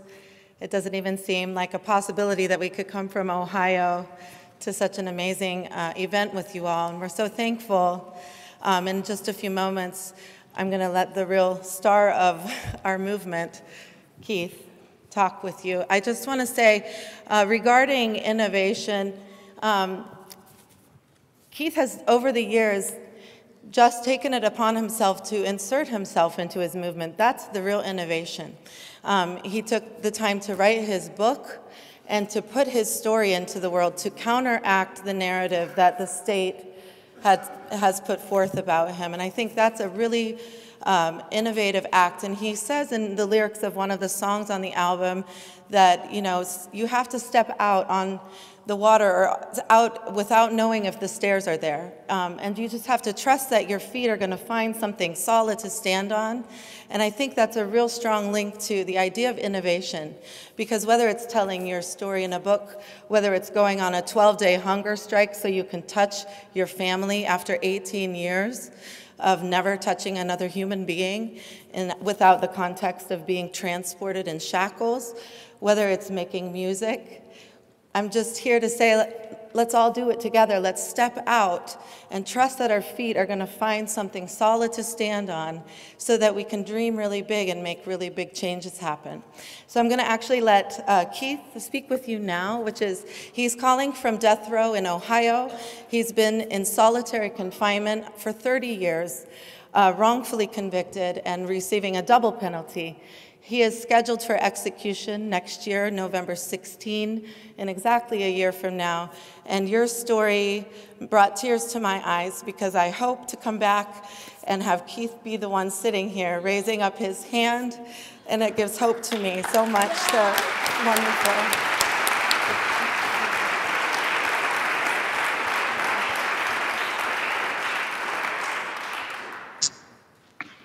Hello, everybody.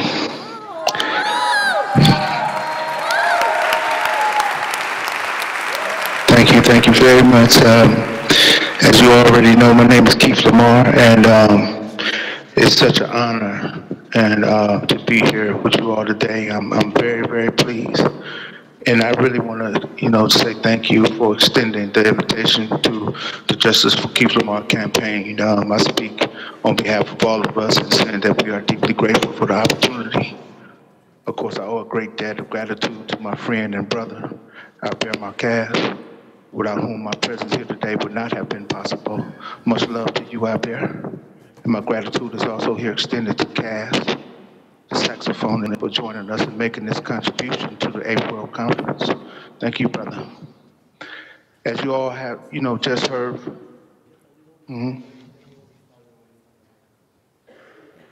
Okay. As you all have no doubt gathered, as Amy just pointed out to you all, I'm making this call from a cell on death row. And you can trust me when I tell you that not a lot of people in my situation get the opportunity to participate in an event like this. So in a very real sense, I'm here as a representative for all those who cannot be here to speak for themselves, all the men and women who, like myself, are languishing in the cell on somebody's death row in various parts of the world. It makes sense as I think about it, that we have gathered here in Berlin to address ourselves to the specter of state-sanctioned murder. After all, Germany is the site of one of the greatest instances of man's inhumanity to man. I'm referring, of course, to the Jewish Holocaust, when millions of human beings were arbitrarily selected to be wiped from the face of the earth. It seems necessary to say that we kid ourselves if we believe that we have somehow overcome this history. In fact, just a few days ago, a short, terribly insecure white man named Vladimir Putin dropped a bomb on Ukraine. And it's important to remember that time is a construct when we think about these things. Something that we created to give ourselves a sense of movement. However, if we haven't moved, we can't honestly say that we live in the 21st century. Indeed, for all intents and purposes, I am right now sitting in a cell in Auschwitz, waiting to be escorted to the gas chamber. We have not yet arrived. We have spent a lot of time thinking and talking about all the changes that need to be made. And yet in the meantime, people are still dying who could be saved. I've only been given a few minutes in which to say what I've come here to say, and I beg your pardon if my words seem abrupt. With all due respect, until a few months ago, I didn't even know such a conference existed. But of course it does. After all, we live in a world of both light and darkness, so of course you all would be here, of course. The problems we face today demand true invention. That's the beauty of what we have done in creating this album. A few months ago, upon its release, the warden called me into his office and told me that I was making him look bad. And I'm here to tell you that that is our job, to make these people look bad by doing our level best to change this system, to change this world. They didn't see it coming, and we have touched more people with this album than anything I could have done on my own. Albert Marquez is a visionary. Let's do something different, he told me, and maybe the outcome will be different. That was his bright idea, and here we are in Berlin. So let us decide today not to imitate those who have brought us to the brink of our existence. Let us combine our muscles and our brains and our imaginations and move in a new direction. That's what we can do today. We can make a decision to do something different. I heard Amy mention the word innovation. That's another word for imagination. She also pointed out that it was a lot of women standing up to accept these awards. And that is the greatest indication that we are learning. Women need to be at the forefront of this change. Men, we have brought human life to the brink. So we have to do something differently. Something that's courageous, something that's outside of the tried and the true. That's what this album is representative of. And I'm more hopeful now than I've ever been because we tried to do something different. And I'm here, as I said, speaking on behalf of those who don't have the platform, who don't have the vocabulary to say that we are here depending on you, waiting on you to do something different. Thank you so much, everybody, for inviting me. Thank you so much for allowing me to say, my words to you all. And thanks so much. It's a great honor. Thank you.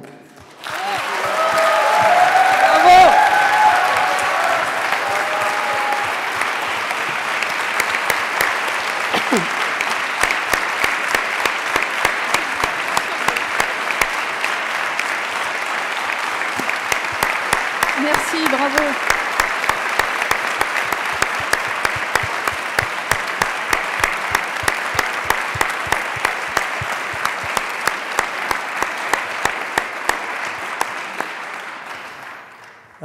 I didn't prepare anything, but I'm a jazz musician, I'm an improviser, so I hope I do a good job. First of all, I want to say that there are way too many people to thank for what we have done, the first album in history with Somebody in Death Row.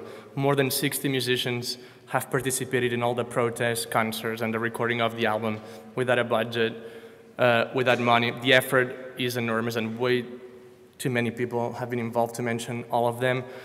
But I want to thank them, regardless. The community of musicians showed up.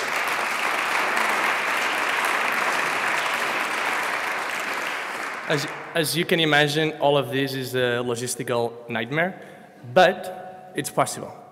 It is possible. And all of this was born during the Black Lives Matter protests in 2020. Another state-sponsored murder started those protests when they killed George Floyd. And at that time, we were talking a lot, at least in New York where I live, about amplifying Black voices. I think it's extremely important to let the people who are experiencing oppression to talk for themselves. We should not talk on their behalf. They know better than anybody else how we can solve this and what's happening to them. I also want to invite all of you, sorry, I have to do this. We have 1 year left. We're trying to organize as many concerts as possible. Please listen to the album, share it with anybody you know who would be interested in this project. We use it to raise money for the legal defense. All of this costs a lot of money, unfortunately, and we need all your help. And just, I don't know, I never imagined that we would be here in Berlin today when all of this started. Thank you very much. Thank you so much.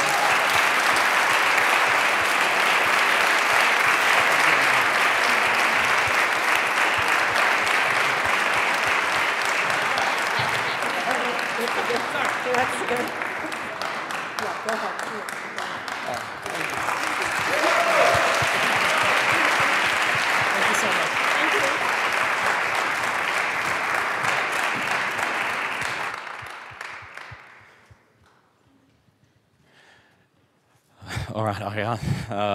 Keith's words will just keep ringing out, won't they, lyrically and melodiously. We'll press on, but that'll continue to happen.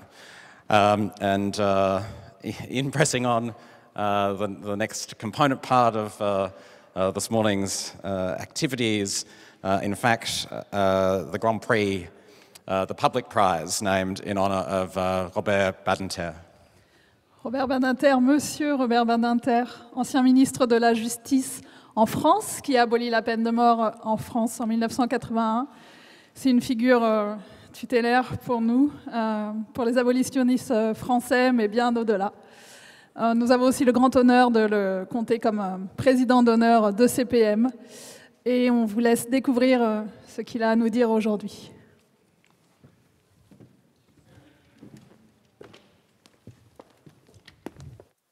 Mes chers amis, j'aurais beaucoup souhaité être parmi vous dans ce congrès qui a lieu à Berlin. Je salue les organisateurs, mais je salue aussi tous les militants et notamment les plus jeunes parmi nous. Je vous dirais qu'au terme d'une vie déjà longue, j'aurais vu la flamme de l'abolition sans cesse rayonner plus haut et éclairer plus loin. Alors, pourquoi? À cause des militants, d'abord, de vous, maintenant, de vos prédécesseurs, hier, qui, inlassablement, contre des gouvernants timorés, ou pire encore, voués à exercer un pouvoir absolu par la terreur sur leur peuple, qui, face à des gouvernements timides, sinon sanguinaires, ont toujours lutté pour ce qui est la première atteinte au premier des droits de l'homme, le droit à la vie, cesse enfin de régner sur ce monde. Alors, je vous ai évoqué la marche en avant. Elle existe, elle est réelle, elle est plus rapide encore que je le pensais, mais nous avons aussi, dans tant de prisons, tant de milliers de femmes et d'hommes condamnés à mort, attendant leur exécution, soir après soir, nuit après nuit, jour après jour, vivant avec la mort présente dans la cellule. Nous ne pouvons pas accepter cela. Nous devons lutter contre la peine de mort. Elle est inutile. Nous le savons dans le domaine de la criminalité sanglante. Elle est inutile. Et puis encore, elle réveille chez les terroristes des ombres sinistres. Il y a une fascination de la mort qui s'exerce aussi sur les terroristes. Mais nous ne sommes pas, nous, de ceux qui pensent que la mort est la réponse au crime. Nous pensons qu'il y en a d'autres. Et suivant le mot superbe de Victor Hugo, nous sommes convaincus que chaque être humain a le droit de devenir meilleur. Pour qu'il réussisse ce parcours, il nous faut d'abord abolir la peine de mort, ensuite améliorer le système pénitentiaire et enfin veiller à ce que chaque être humain dans le monde puisse trouver une place qui soit digne de ce qui demeure l'essence de la condition humaine, la possibilité, comme je le disais, de devenir meilleur. Aujourd'hui, la voie est ouverte. Il faut continuer à lutter pour l'abolition universelle et c'est à vous que maintenant revient le flambeau. Je pense que vous saurez tenir bien haut et conduire bien loin cette flamme qui s'appelle simplement, du plus beau des mots, l'humanité. Merci.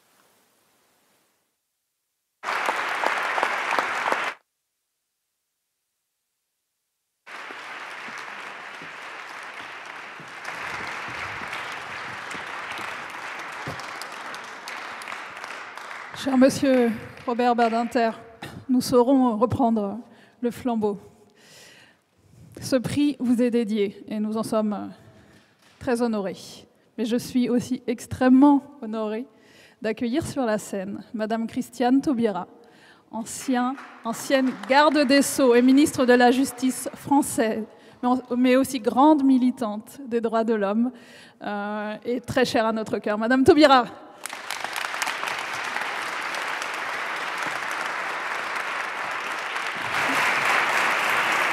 Qui sera rejoint, quand il le souhaitera, par Monsieur Nicolas Perron, le directeur des programmes de CPM.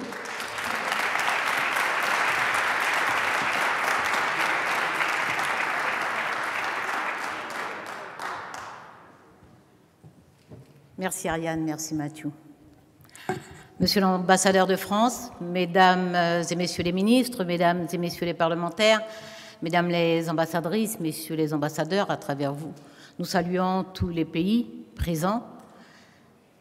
Madame la présidente d'Ensemble contre la peine de mort, chère maître Aminata Niakate, mesdames et messieurs, distingués invités, mesdames et messieurs, ladies and gentlemen, c'est donc sous l'ombre tutélaire, en effet, chère Ariane, sous l'ombre tutélaire et particulièrement revigorante de Robert Badinter, ancien garde des Sceaux, ministre français de la Justice, président d'honneur d'Ensemble contre la peine de mort, c'est sous son ombre tutélaire et particulièrement revigorante que nous clôturons donc cette 8e édition du Congrès mondial contre la peine de mort.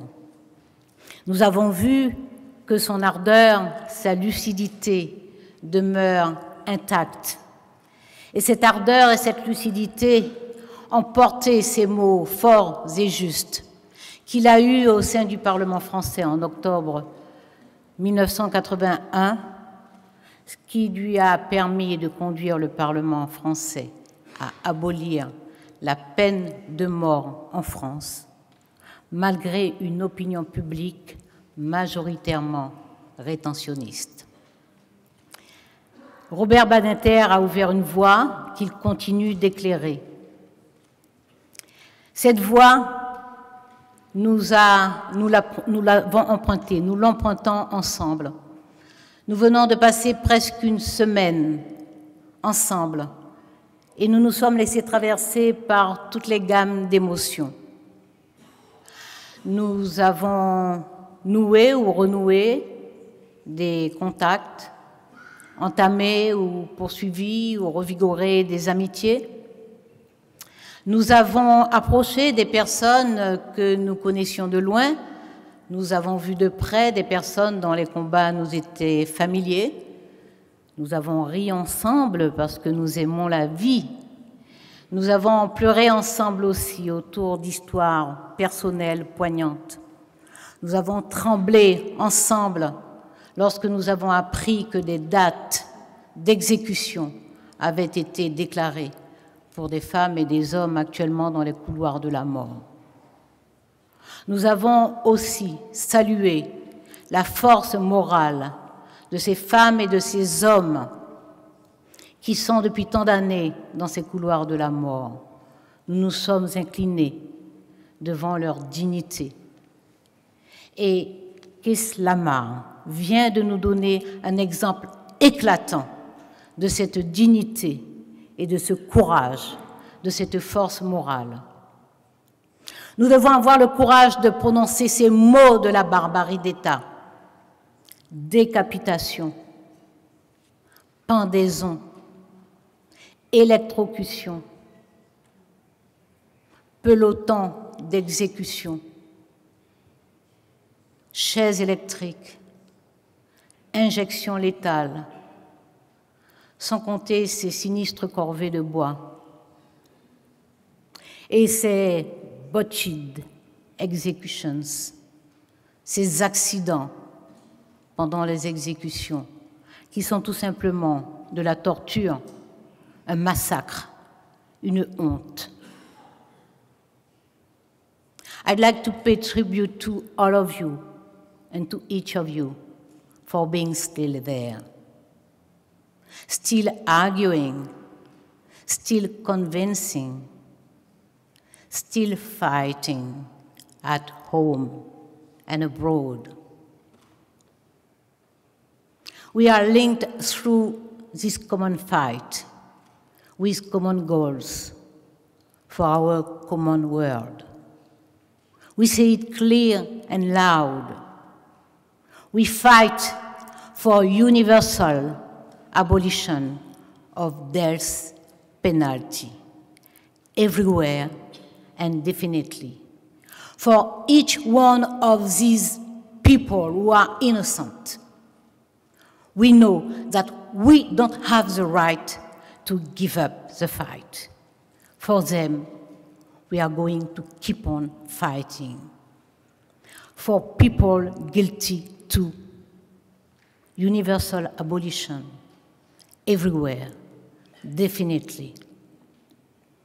Nous sommes confiants, impatients sans doute, mais confiants, car nous savons que nous aboutirons, pour la raison que la jeune génération est sur la scène, elle est au front, partout, sur tous les continents, et elle sait qu'aucun prétexte ne tient, ni le contexte de guerre, parce que des pays en guerre ont eu le courage d'abolir la peine de mort, ni la religion, parce que des gouvernements religieux ont eu le courage d'abolir la peine de mort, ni la taille du pays, parce que la peine de mort est abolie dans des petits pays et dans des grands pays, ni même l'opinion publique, parce que des gouvernements courageux ont su abolir, y compris lorsque l'opinion publique était majoritairement rétentionniste.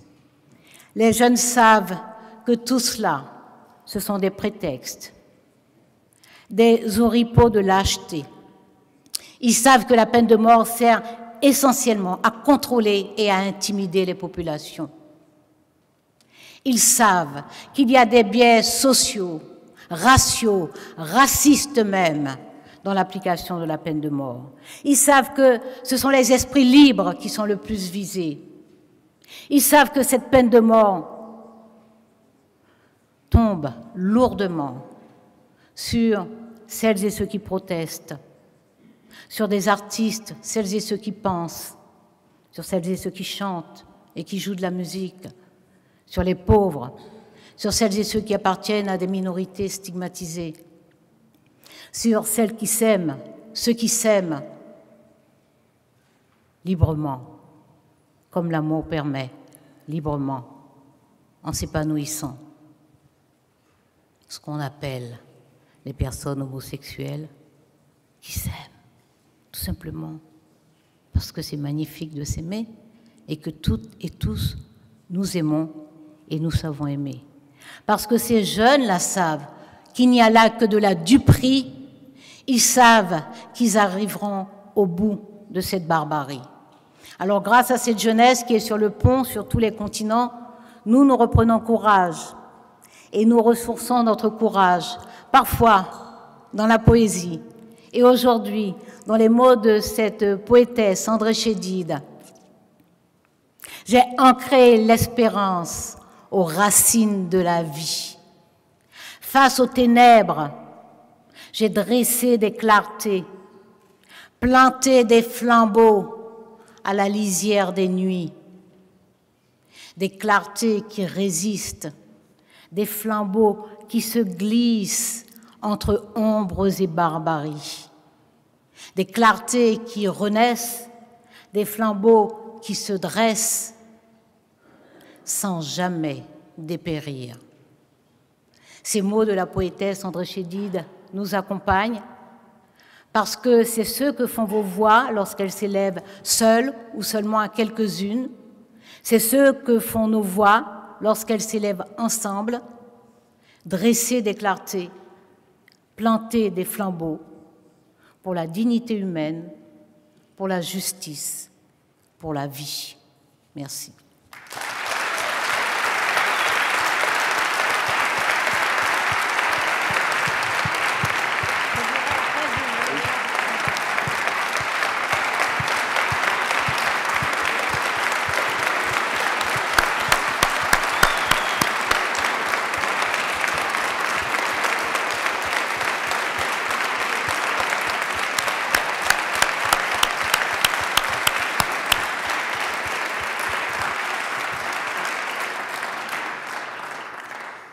Merci à tous. Je suis extrêmement honoré et très ému de remettre ce prix Robert Badinter, le premier du 8e Congrès mondial contre la peine de mort, aux côtés de Madame Christiane Taubira. Je profite de ce micro pour la remercier très chaleureusement pour son engagement ancien à nos côtés au sein d'Ensemble contre la peine de mort. Votre engagement est précieux, Madame Taubira, et je vous en remercie.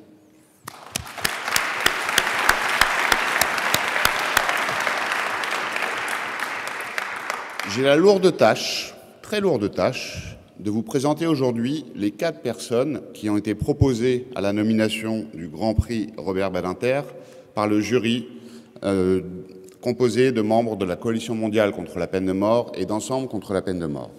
La première personne que je voudrais vous présenter est Madame Ogarit Younan, originaire du Liban. Avec Walid Slaibi, ce sont les pionniers du mouvement non-violent dans le monde arabe. Ils sont les fondateurs de l'Association libanaise pour les droits civils. Ils sont les partenaires anciens de la Coalition mondiale contre la peine de mort et d'Ensemble contre la peine de mort. Ils ont participé à la totalité des congrès mondiaux contre la peine de mort. Ils ont notamment créé l'Université non-violente pour la paix et le réseau international d'éducation à l'abolition avec un grand nombre d'autres organisations abolitionnistes. Ogarit Younan nous fait l'honneur d'être présente dans la salle. Je vous remercie de bien vouloir l'applaudir.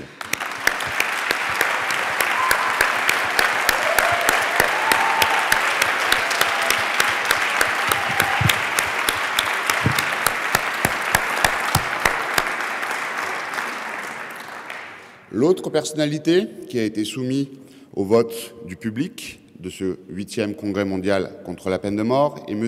André Palouda, originaire de Biélorussie. Depuis 2010, il est engagé au sein de Viasna pour la campagne contre l'abolition de la peine de mort en Biélorussie. Avec Viasna, il est l'un des leaders du mouvement pour la démocratie en Biélorussie et pour la défense des droits de l'homme. Arrêté en juillet 2021 en raison de persécutions du régime biélorusse, il est parvenu à fuir le pays et est désormais réfugié en Lituanie. Un grand nombre d'autres membres de Viasna sont malheureusement encore emprisonnés aujourd'hui en Biélorussie. Là encore, André Palouda nous a fait l'honneur de venir participer à ce congrès mondial contre la peine de mort et est présent dans la salle. Je vous remercie de bien vouloir l'applaudir également.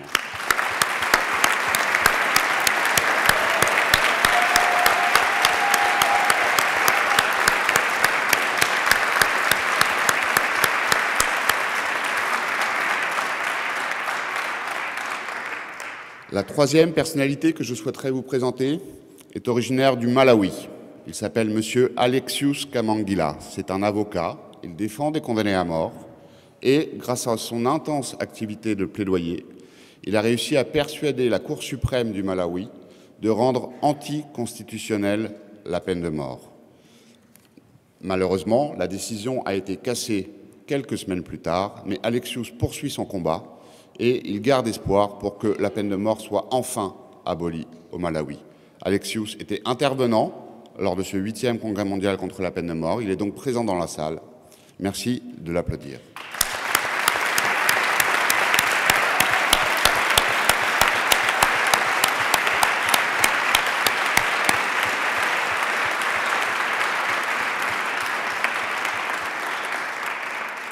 Et enfin, la dernière personnalité nominée pour ce Grand Prix ne peut malheureusement pas être parmi nous. C'est une figure internationale du mouvement abolitionniste mondial. Il s'agit de Madame Nasrin Sotoudeh, originaire d'Iran. Depuis le début de sa carrière d'avocate, elle a défendu de très nombreux condamnés à mort et est parvenue a évité de très nombreuses exécutions. Malheureusement, son activité intense en faveur du défense des droits humains lui a valu de nombreux problèmes avec le régime iranien. Elle a été condamnée très récemment à une peine extrêmement lourde de 38 ans de prison et de 147 coups de fouet. Madame Sotoudeh est, pour raison médicale, en liberté surveillée. Elle ne peut donc pas voyager et n'a, bien entendu, malheureusement pas pu faire le déplacement. Je pense que nous pouvons l'applaudir à distance.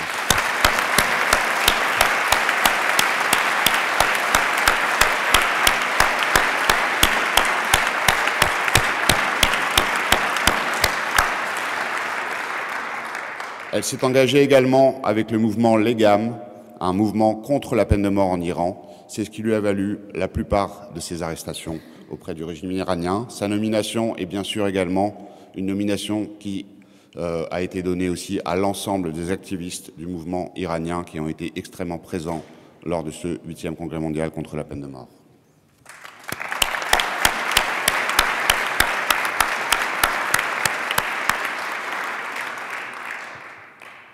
Le moment est donc venu de connaître le ou la grande gagnante de ce Grand Prix Robert Badinter. Et je vais demander à Madame Taubira de venir vous annoncer la gagnante de ce Grand Prix. Le ou la gagnante de ce Grand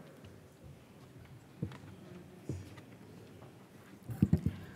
Il me revient en effet l'honneur de dire qui a rassemblé vos suffrages, puisqu'il s'agit d'un prix public, placé sous l'autorité morale, éthique et politique, je dirais, de Robert Badinter, le président d'honneur d'Ensemble contre la peine de mort. Et votre choix du public s'est porté sur Nasrin Sotoudeh.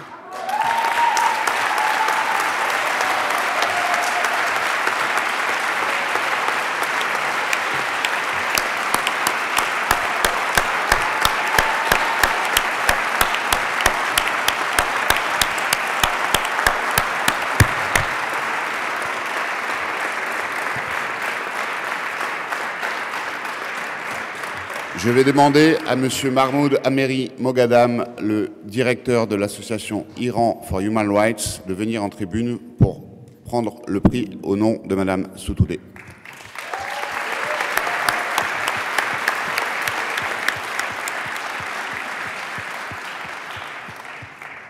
Thank you so much. I wish Madame Sotoudeh could be here herself, and I'm sure that one day she will be here, or maybe one day we will have this Congress in Iran, in a free Iran.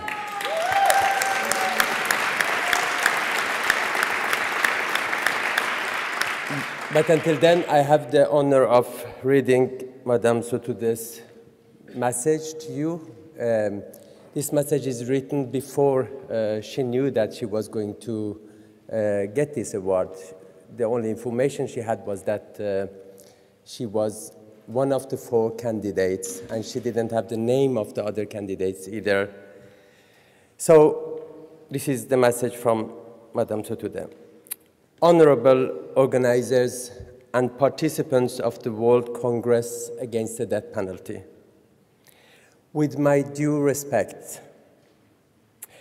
I've been informed in the recent days that I'm one of the 4 candidates for the Robert Badinter Public Grand Prix. What a good opportunity to make our voices heard by the world, and especially by your prestigious Congress at the time when death sentences cast a shadow over our protesting youth in Iran. I don't yet know who I have the honor of being nominated along with, but without a doubt, they are all more deserving of this prize than me. I'm actually going to ask them and all participants at the Congress for help.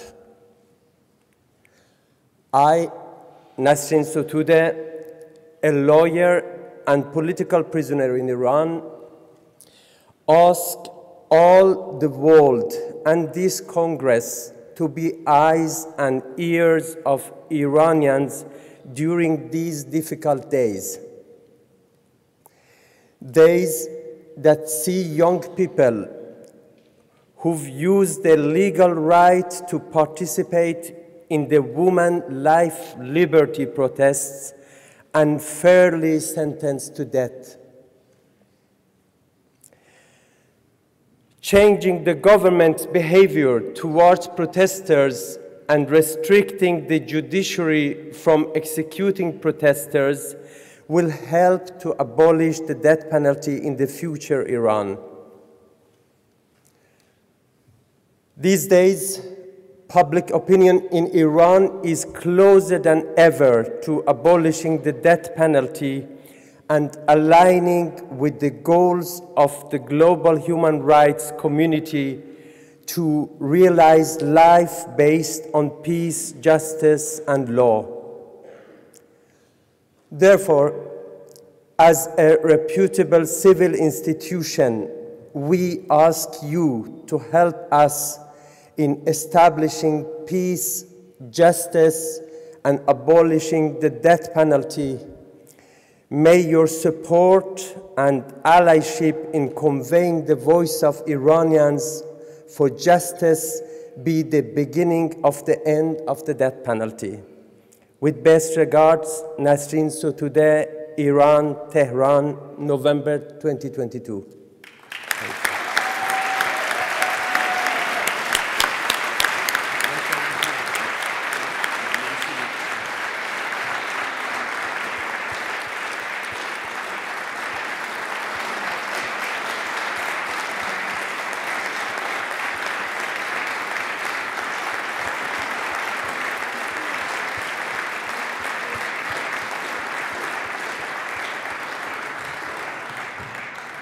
Merci.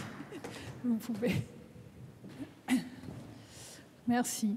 Ogarit, Andrei, Alexius, on pense à vous bien sûr. On vous félicite pour votre combat incroyable et vous méritiez tous ce prix, mais il fallait en choisir un ou une.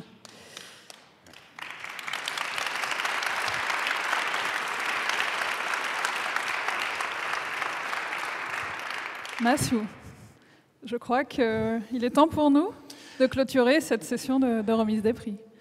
Indeed, we have reached the conclusion of the awards component, and what a foundation from which to build in realization of the eradication of the death penalty from our world. We now have one last opportunity to hear that call. And as a conduit, really, for all of the matters that we're pursuing, I call for a final time upon Albert Marquez, Kazemde George, and on this occasion to be joined by Keith Lamar from Ohio for the purpose of the performance.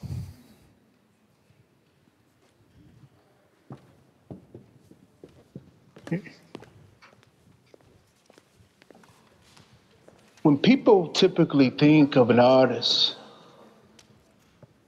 what usually comes to mind is someone who uses their imagination to capture and convey reality as it is seen and felt. In the main, what we do or leave undone in the course of our everyday lives is viewed as insignificant, unless or until we are thrown into the crucible of adverse circumstances and forced to demand from self the strength and focus necessary to overcome seemingly insurmountable odds.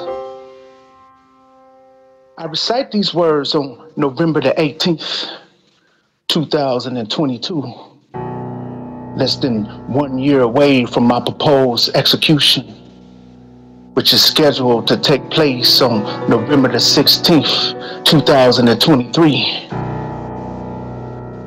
In other words, I'm standing on the brink of my existence, staring directly into that terrifying darkness that awaits us all. It's a difficult dilemma to be in, I won't lie. But the only way to face it is to make it mean something. It is in this very strict sense of the word that I consider myself an artist. Someone who's trying to make a way out of no way. The music you are about to listen to comes out of the realm of the impossible. Something that, in reality, should not have been doable. Whether or not I am successful in stopping these people from killing me, you are right now listening to my last will and testament, the embodiment of everything I've endured, learned, and conquered. Because of the courage and vision of some very remarkable people who believed when there was no reason to believe. My campaign has made it all the way to Berlin. My friend and brother Albert Marquez, who's accompanying me on the piano right now, is foremost among these fearless souls. On paper, he and I shouldn't have anything in common.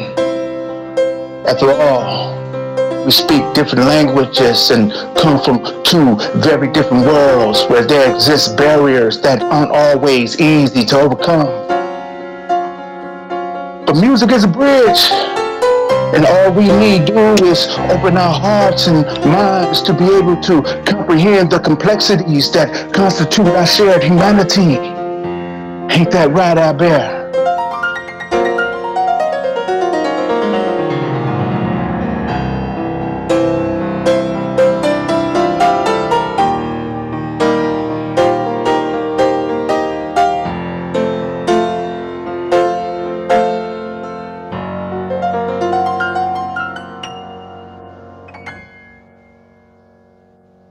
For the past 3 decades, I've lived out my existence in a cell on Ohio's death row, trapped in the carceral silence of solitary confinement.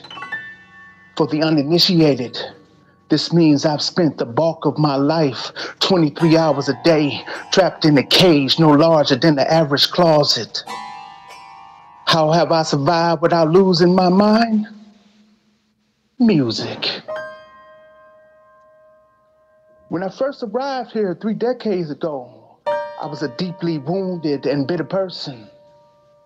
And if it's true to say, as James Baldwin has said, that hate which can destroy so much never failed to destroy the one who hated, I was surely on my way to a definite undoing. That an innocent man could be thrown into the depths of hell is an unspeakable horror. One that stretches back to the agony and pain that attended the Middle Passage. Indeed, what I am going through is not unprecedented. It has been done before, a long time ago and recently. It took a fellow prisoner to point this out to me. An old man named Snoop, who turned me on to the healing powers of music. It is to him that I owe my sanity. He gave me the means to sublimate my pain and the tools to reconstruct my mentality, which in turn allowed me to see and understand that what I'm caught up in is in fact a continuation of a centuries-long struggle against oppression and greed.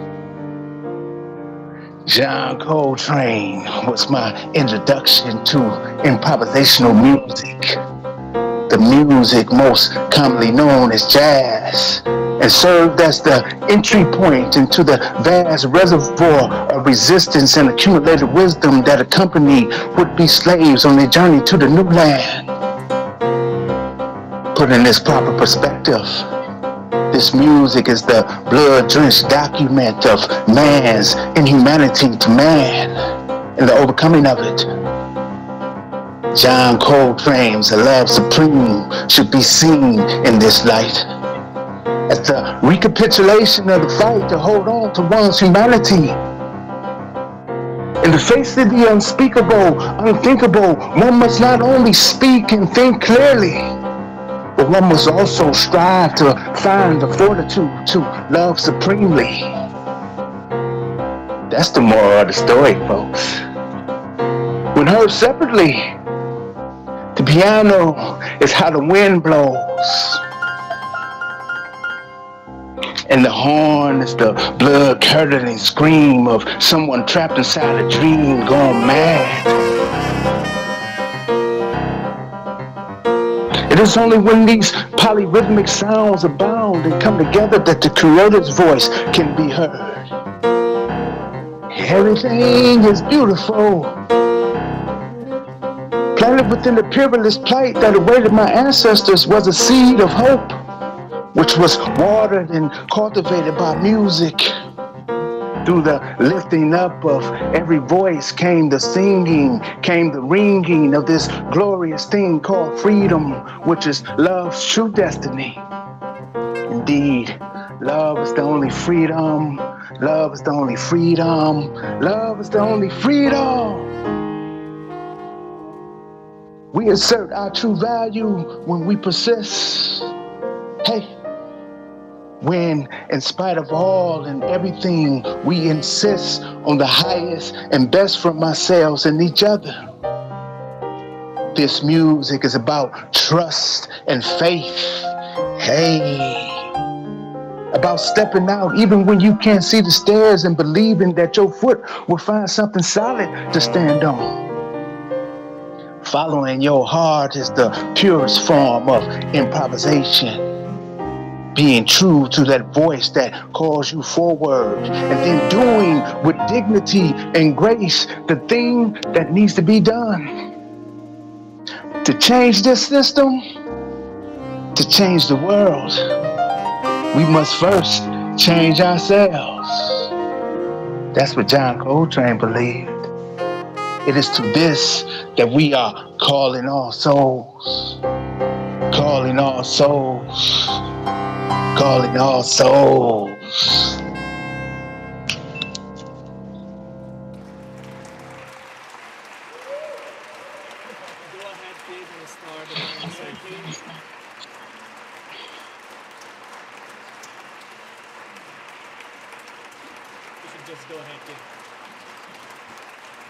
You know, in America, most of us operate under the delusion that we live in the 21st century. That somehow, without actually doing the work, we have overcome our history. It's not true. Instead of hanging people from trees, we use the so-called criminal justice system to perform legalized lynchings and take this as a sign of progress. We confuse form with substance. When I embarked on this journey 3 decades ago, I was given the choice to either plead guilty to something I didn't do or face the death penalty. And I was 25 years old. And the thought that I would have to give up my life represented a great burden to me. A burden I wasn't so sure I could bear. I didn't understand back then that there was something more valuable than simply being alive. Although I intuitively understood that existing was not the same thing as living. I also somehow understood that in order to live with myself, I had to be true to myself. And for this, I would have to pay a hell of a price. After I was sentenced to death, I was thrown into solitary confinement. It felt as if I was thrown into the middle of the ocean. Try to imagine it. Water as far as the eye can see. And it's just you by yourself, floating. That's what solitary confinement is like. In a situation such as this, God ceases to be an abstraction. Something that exists apart from who you are and what you do. This is the domain of the drowned and the saved. Life is very real here. And your senses mean more to you than they ever will. What you can see, what you can feel, what you can hold in your hands. These are the only things that matter. And you begin to comprehend that under the circumstances, a piece of driftwood can be God. I mean, the smallest thing can change or save your life. And this piece of driftwood, a book, a dream, a random stranger, has not come to inquire about your particular race or religion. Instead, it has been sent to ask a more basic question. Do you want to live?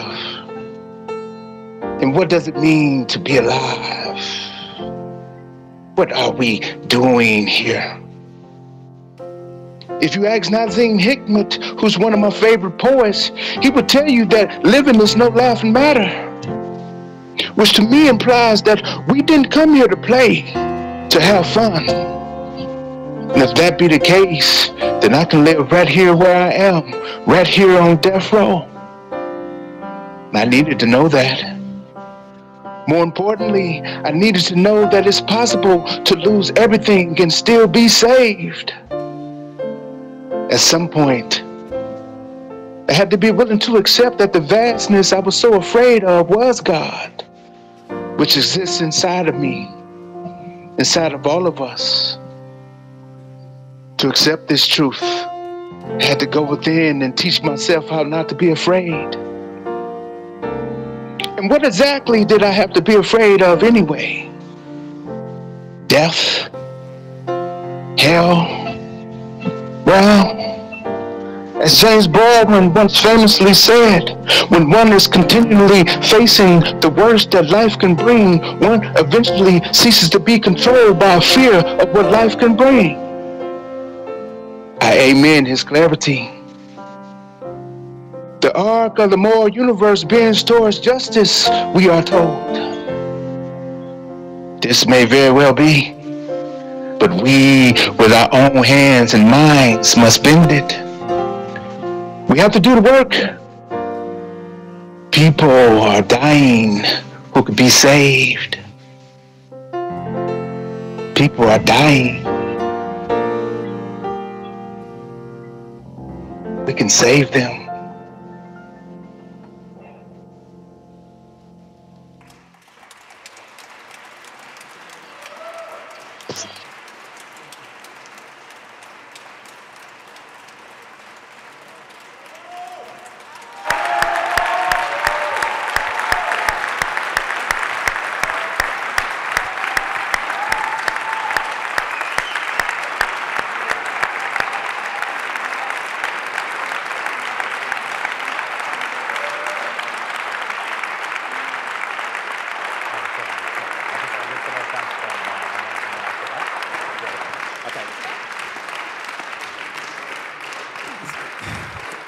Thanks upon thanks to Keith Lamar, to Albert Marquez, to Kazemde George, to all people in all places in which an extreme penalty remains, railing against those conditions, calling for change, demanding the reform that we're all seeking here and in all those places may take place.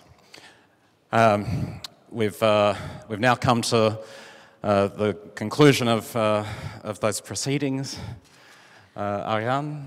Oui, Matthew. Je crois qu'il est temps pour nous de quitter la scène et de laisser la parole à nos boards respectifs. Quand nous allons quitter la scène, vous allez applaudir très fortement Madame Marie Doucet, le chantre, membre du conseil d'administration de CPM, et Monsieur Laurent Duhart, membre de notre conseil d'administration, pour le mot de la fin. Mais là, Matthew, oui. Le ciel est par-dessus le toit, si bleu, si calme. Let's do it, let's do it. Would you mind taking my hand? Of course.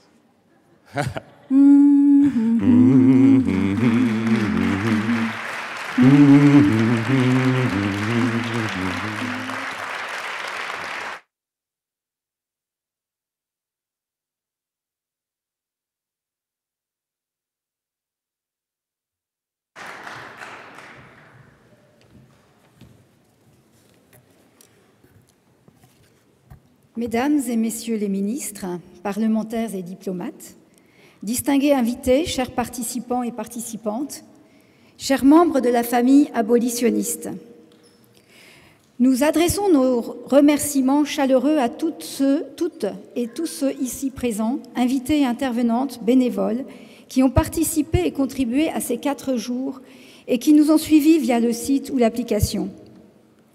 Nous adressons aussi un merci très appuyé à toute l'équipe salariée qui travaille depuis des mois à la préparation de cet événement et qui a permis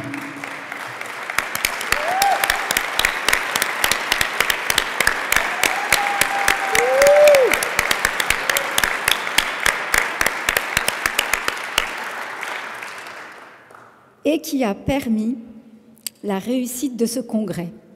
Rien n'aurait été possible sans votre engagement et votre professionnalisme. Merci.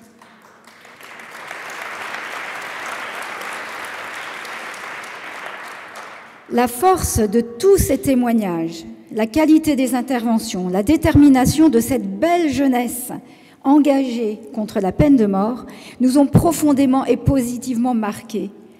La rencontre networking et la place importante donnée à la création culturelle nous auront permis une vibrante énergie pour continuer le combat. Ce moment est incontournable. Il revêt une importance politique et symbolique immense parce qu'il permet de réunir les acteurs de la société civile, institutionnelle et politique autour de cet engagement. Robert Badinter nous invite à compter sur le temps long, à œuvrer pour des prises de conscience collectives qui conduiront à l'abolition universelle. En effet, en quelques décennies, les pays abolitionnistes se sont multipliés. Ce sont maintenant près des 2/3 des États de la planète qui n'utilisent plus ce châtiment suprême ou qui sont en moratoire. Mais le chemin est encore long et notre travail commun indispensable car plus de la moitié de l'humanité vit encore dans un pays rétentionniste. Ainsi, il y a une nécessité impérieuse de poursuivre ce combat. Nécessité car l'abolition de la peine de mort n'est jamais totalement acquise. Elle peut être remise en question par certains gouvernements et est régulièrement combattue par l'opinion publique au gré de l'actualité. On voit d'ailleurs comment, au prétexte de lutter contre le terrorisme, elle peut servir ici ou là à faire taire les opposants politiques ou religieux. Nécessité car on sait que la peine de mort touche majoritairement les minorités et les personnes les plus vulnérables, à moins qu'elle ne soit utilisée à des fins politiques. L'abolition avance lorsque son fondement est débattu. Multiplions les campagnes pour sensibiliser à l'injustice. Nécessité de travailler pour et avec les jeunes générations, informer, comprendre, savoir et pouvoir argumenter en faveur de l'abolition. L'espoir réside dans ce que nous saurons transmettre aux jeunes, apprendre le respect de la dignité, à juger les actes et non les personnes, promouvoir l'engagement citoyen et l'esprit de fraternité. Nécessité, enfin, de réunir ce qui est épars et de coopérer avec notre diversité d'opinions, d'origine sociale et ethnique, générationnelle. Ce combat transcende les différences et porte en lui l'universalisme. Comme d'autres combats, tels que la défense de l'environnement, de l'égalité, des droits humains, très soutenus actuellement par la jeunesse, celui en faveur de l'abolition de la peine de mort y a toute sa place, tout simplement parce que la vie est partout sacrée. Chers amis, notre volonté redoublée d'agir en faveur de l'abolition de la peine de mort et pour les droits humains nous oblige aussi à porter un regard mêlé d'espoir et de crainte sur la révolution en cours en Iran. L'émancipation des femmes et de toute une génération, de tout un peuple, se heurte à la violence de l'État et à l'usage de la peine capitale comme une arme politique. L'an passé, ce sont plus de 330 personnes qui ont été exécutées par le régime iranien et nous craignons qu'un grand nombre de condamnations et d'exécutions arrivent dans les prochains jours. Nous rendons hommage au courage des manifestants et des manifestantes et à toutes les personnes qui, partout dans le monde, se mobilisent en faveur du peuple iranien. Le Moyen-Orient, où se tiendra le prochain congrès régional d'Ensemble contre la peine de mort, est une région rétentionniste où des pays comme l'Arabie saoudite, le Yémen ou l'Égypte continuent d'exécuter. Cette semaine, le Koweït a exécuté 7 personnes après 5 ans sans exécution. La mobilisation des sociétés civiles et de nos partenaires dans la région est plus que jamais nécessaire. Elle est à saluer, elle est à soutenir. Bien entendu, l'année 2022 aura été aussi marquée par une guerre insoutenable en Ukraine, suite à l'invasion du pays par la Russie, avec le soutien de la Biélorussie. Et c'est en Biélorussie où la peine de mort est encore appliquée, notamment au nom de la lutte contre le terrorisme, faisant de cet État le dernier pays rétentionniste en Europe. Désormais, hors du Conseil de l'Europe, la Fédération de Russie fait planer le doute sur un rétablissement de la peine de mort. Nous saluons donc vivement le prix Nobel remis à Ales Bialyatsky, un mémorial au Centre ukrainien pour les libertés civiles, dans cette partie de l'Europe qui a tant besoin de notre soutien.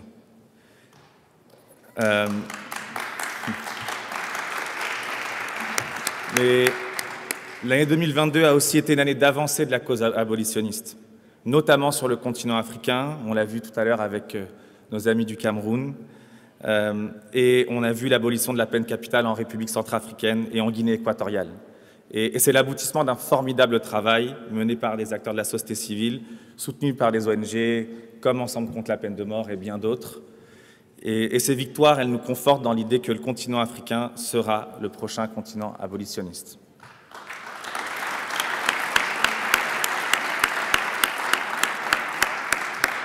Et nous souhaitons conclure ce grand moment collectif par un appel aux jeunesses qui se battent partout dans le monde pour défendre les droits humains et promouvoir le respect de la dignité humaine. Cette mobilisation, elle prend des formes diverses, nous l'avons vu aujourd'hui. La production artistique, l'engagement associatif, politique, la mobilisation en ligne et bien d'autres formes. Leur présence aujourd'hui à nos côtés et au sein de nos organisations nous oblige, nous engage à poursuivre avec vigueur le combat et à ne pas lâcher le flambeau de l'abolitionnisme face à la montée des autoritarismes. Rejoignez-nous, rejoignez les associations abolitionnistes pour lutter ensemble contre la peine de mort. Et pour conclure, je vais vous demander d'applaudir très fortement Connie Numbi, vice-présidente de la Coalition mondiale contre la peine de mort, qui va nous rejoindre sur le pupitre pour un appel à l'action. Merci beaucoup.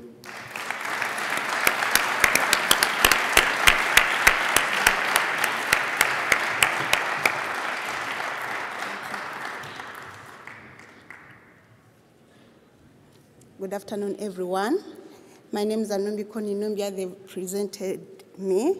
I'm the Vice President for the World Coalition Against the Death Penalty.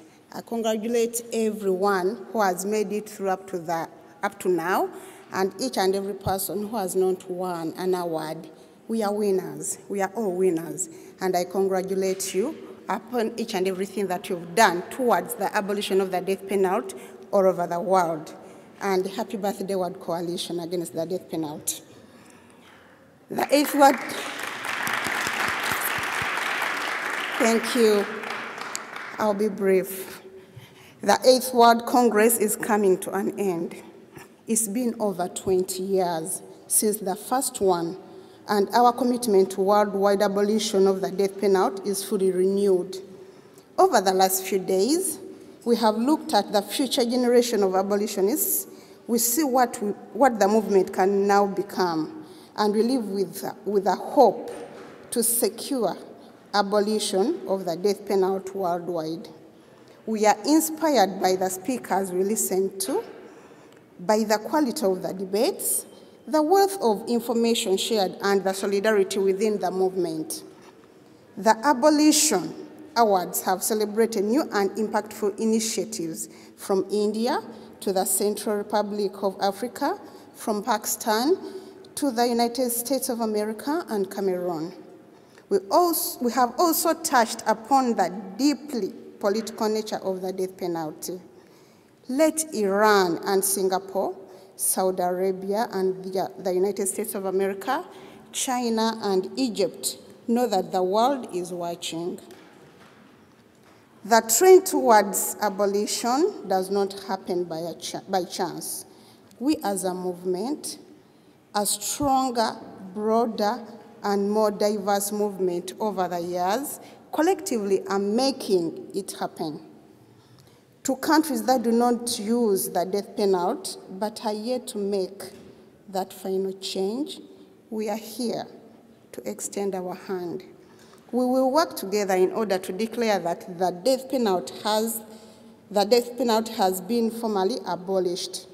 To all of us, fellow abolitionists, and especially to the young ones, we have the power to put an end to this cruel punishment.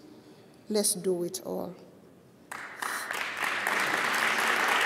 Thank you so much.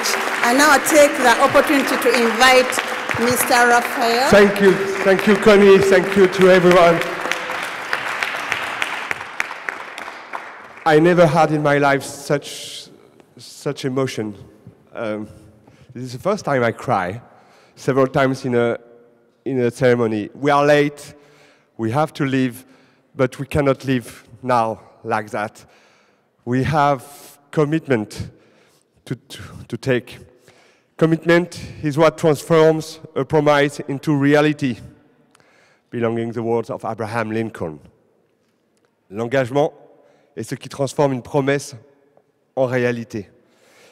L'engagement est un acte, pas un mot. Donc maintenant, je vous demande de vous lever, tous ensemble, d'être prêts pour passer en acte.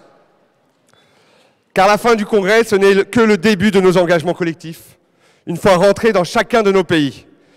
Et je vous invite comme premier engagement à nommer des jeunes ambassadeurs dans vos réseaux, à intégrer des jeunes dans vos conseils d'administration de vos organisations.